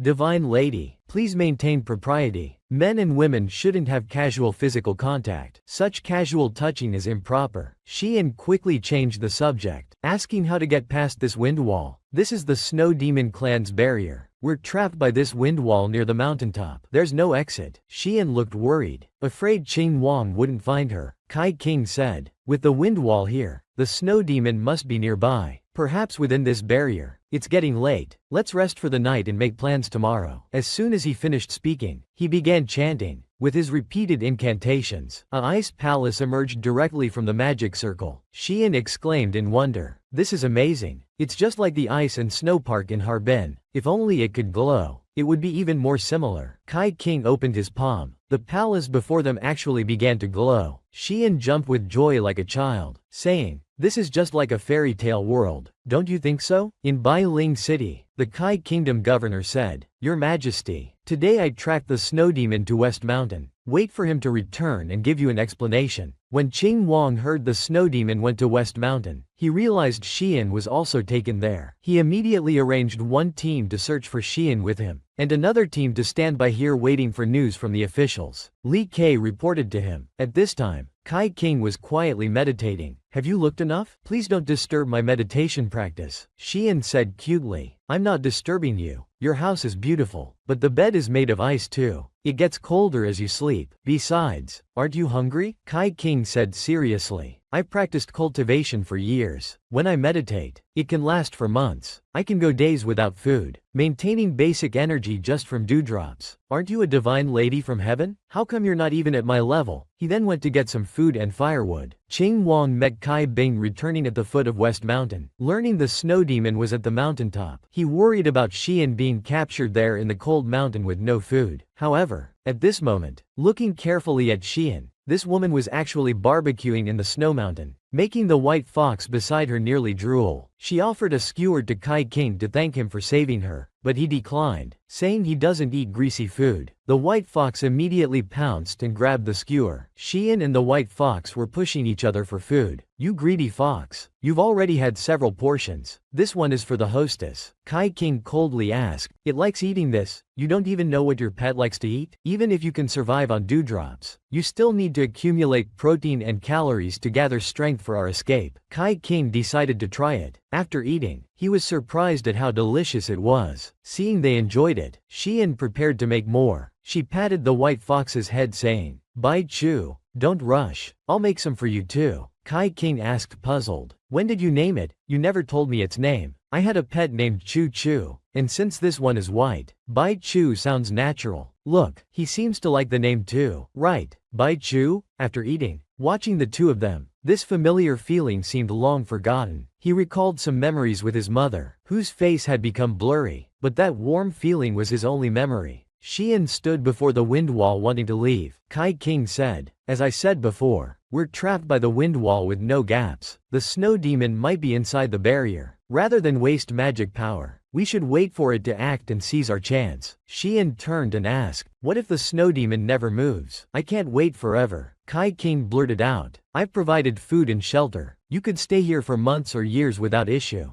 Isn't it nice living here with food and shelter?" After speaking, he realized he had said it so matter-of-factly, even hoping to live here with Xian. Xian worried about how concerned Qing Wang must be. Not finding her, she needed to contact him quickly. Kai King felt dejected hearing Xian's words. Xian suddenly thought Bai Chu could help. She immediately called for Bai Chu. Kai King said unhappily, "I respect that you say Bai Chu is your pet, but having a pet help? Besides, even if it came, this wall cannot be broken." But Xian thought they should at least try. "Watch." This man complained about the ancient times having no video, no games, while the woman urged him to attend the coronation ceremony. It would be improper if he didn't go. Wan Li scorned propriety. "I, the crown prince, never care about these things. Whoever dares obstruct me, I'll eliminate their entire clan." "Sister, you're more suited to be ruler." His expression suddenly changed as he said, "Since my royal sister is becoming queen, we should fill your harem. How about I arrange a dating reality show for you? What's your type? I'll have artists draw them up." Fei Yan said, "If I had to describe my type, I like those with short hair, soft body, slender arms, big eyes, preferably golden ones." When Wan Li heard she was describing Xian, he immediately retorted, "Royal sister, since when did you become so narrow-minded? You're actually competing with me for women." Suddenly realizing something, he said, "Weren't you always wanting golden pupils? Perfect timing. I brought you a pair back from the celestial realm. These are called contact lenses." Fei Yan looked curious. "These are golden pupils?" He covered his mouth in disbelief. The prophecy said obtaining golden pupils would bring happiness. It was what he had always dreamed of and pursued by any means. Now he finally understood the meaning of the prophecy. Wan Li held up the golden contact lenses saying, Just wear these. And you'll have golden pupils too. Fei Yan looked at him with tears in her eyes, feeling her royal brother had changed and feeling happy by his side now. Wan Li asked, puzzled why she was crying. Suddenly with a buzz, his body began emitting a green light. He disappeared along with the green light. Meanwhile, Qing Wang was searching for Xian in the blizzard. Suddenly, green light descended from the sky, crashing towards Qing's army. Jing Wang saw Wan Li, and they both asked simultaneously, "Why are you here? Xian summoned you? Where is my Xian?" This left everyone speechless. Wan Li angrily said, "I was finally summoned by Xian. Who wants to see you? I still need her to charge my phone. I'm dying of boredom." Hearing this, Qing Wang knew he was playing around and sent Wan Li flying. Watch. This man came crashing down from the sky with green light, but was immediately sent flying back up by the other man. Unexpectedly, Wan Li came back, using the ancient king's sense to track Xian's location. Kai Wang looked at the wind wall ahead and asked, "Where's the divine beast you summoned? We've waited so long but haven't seen it." "Ah, there must be a delay. This wind wall is blocking the signal." Kai Wang turned to go back inside to rest, saying, "The snow gets colder at night, and there are often blizzards. People can freeze to death." Xian didn't believe it, feeling they were still fine. Kai Wang explained that was because of the snow demon's barrier keeping the harsh weather out. Without it, spending one night in the blizzard, normal people would freeze to death. Suddenly Xian ran toward the barrier, worried that Qing Wang must be anxiously searching for her. If he tracked her to this snowy mountain, she feared he might freeze to death. At the mountain peak, Xian wanted to go out to find Qing Wang. Kai Wang held Xian back, shouting, "Qing Wang will be fine. Kai Guo Temple's weather records predict there won't be any blizzards these few days. You can rest assured about that." Xian turned her head, looking at him adorably, asked, "Really?" Making Kai Wang's face turn red. He quickly pulled Xian inside, stammering, "I have no reason to lie to you. Please don't do such foolish things. Otherwise, I can't explain to Qing Wang." But in his heart, Kai Wang thought, "What am I doing? Why am I lying to her? She is Jin Wang's wife, Jin Kingdom's queen. I'm so concerned about her just to avoid conflict between our kingdoms." He remembered when his royal parents took him to see the kingdom they had built for him. His mother stroked his head saying, "Wanner, you are mother's pride. You will be the future Kai Wang. You must protect this place like your father and mother." Suddenly a strong wind blew, and his eyes widened. He witnessed his parents die before his eyes. His father's last words were for him to live on and protect Kai Guo. Just as he reached for his mother's hand, a bright light suddenly pushed him back. The snow demon mocked, "Your birth carries a curse. Everything important to you will disappear. You can't protect anything." His face changed dramatically, focused only on killing the snow demon and protecting his mother's dying wish. Xian turned to look at Kai Wang, who was talking in his sleep. He suddenly opened his eyes. Louis watched this man sleeping on the ice bed, mumbling something, seemingly having a nightmare. Suddenly he opened his eyes, which were glowing with a mysterious blue light. Kai Wang abruptly sat up. The blue light repelled the white fox and Xian who were nearby. Xian noticed something strange about Kai Wang's appearance. Kai Wang muttered that the white one was the snow demon. "Disappear," he said, using magic that tore apart Xian's clothes. The white fox stood in front of Xian, whimpering. Kai Wang mistook it for a snow demon too and cast magic at them. Qing Wang vaguely sensed Xian was in danger. Wan Li used his ancient king's sense to locate Xian's direction. They rushed forward. Kai Wang's magic made the white fox cry out in pain. Hearing the white fox's painful cries, he instantly came to his senses. He held his head, not knowing what he had done. He remembered his father's words. Tears fell as he felt he couldn't protect anything in the end. Xian interrupted him with, "Hey, what's wrong? Were you having a nightmare and sleepwalking? You were sleepwalking just now? Shouting about snow demons and such. You're a cultivator. You shouldn't sleepwalk randomly. The damage is different." He covered his head. "Sorry." Xian hugged the white fox, smiling to comfort him. "Cheer up. You still have white ball, right? You really scared him just now." Kai Wang looked at Xian's clothes. His face turned red. Not knowing what he had done to her, he took off his clothes and helped Xian put them on, saying, "Sorry for tearing your clothes." Xian asked what to do. Kai Wang turned his head saying, "I'm a cultivator. My body is resistant to cold. It's nothing." Xian stroked the white fox, smiling. "Thank you then. Thanks to you,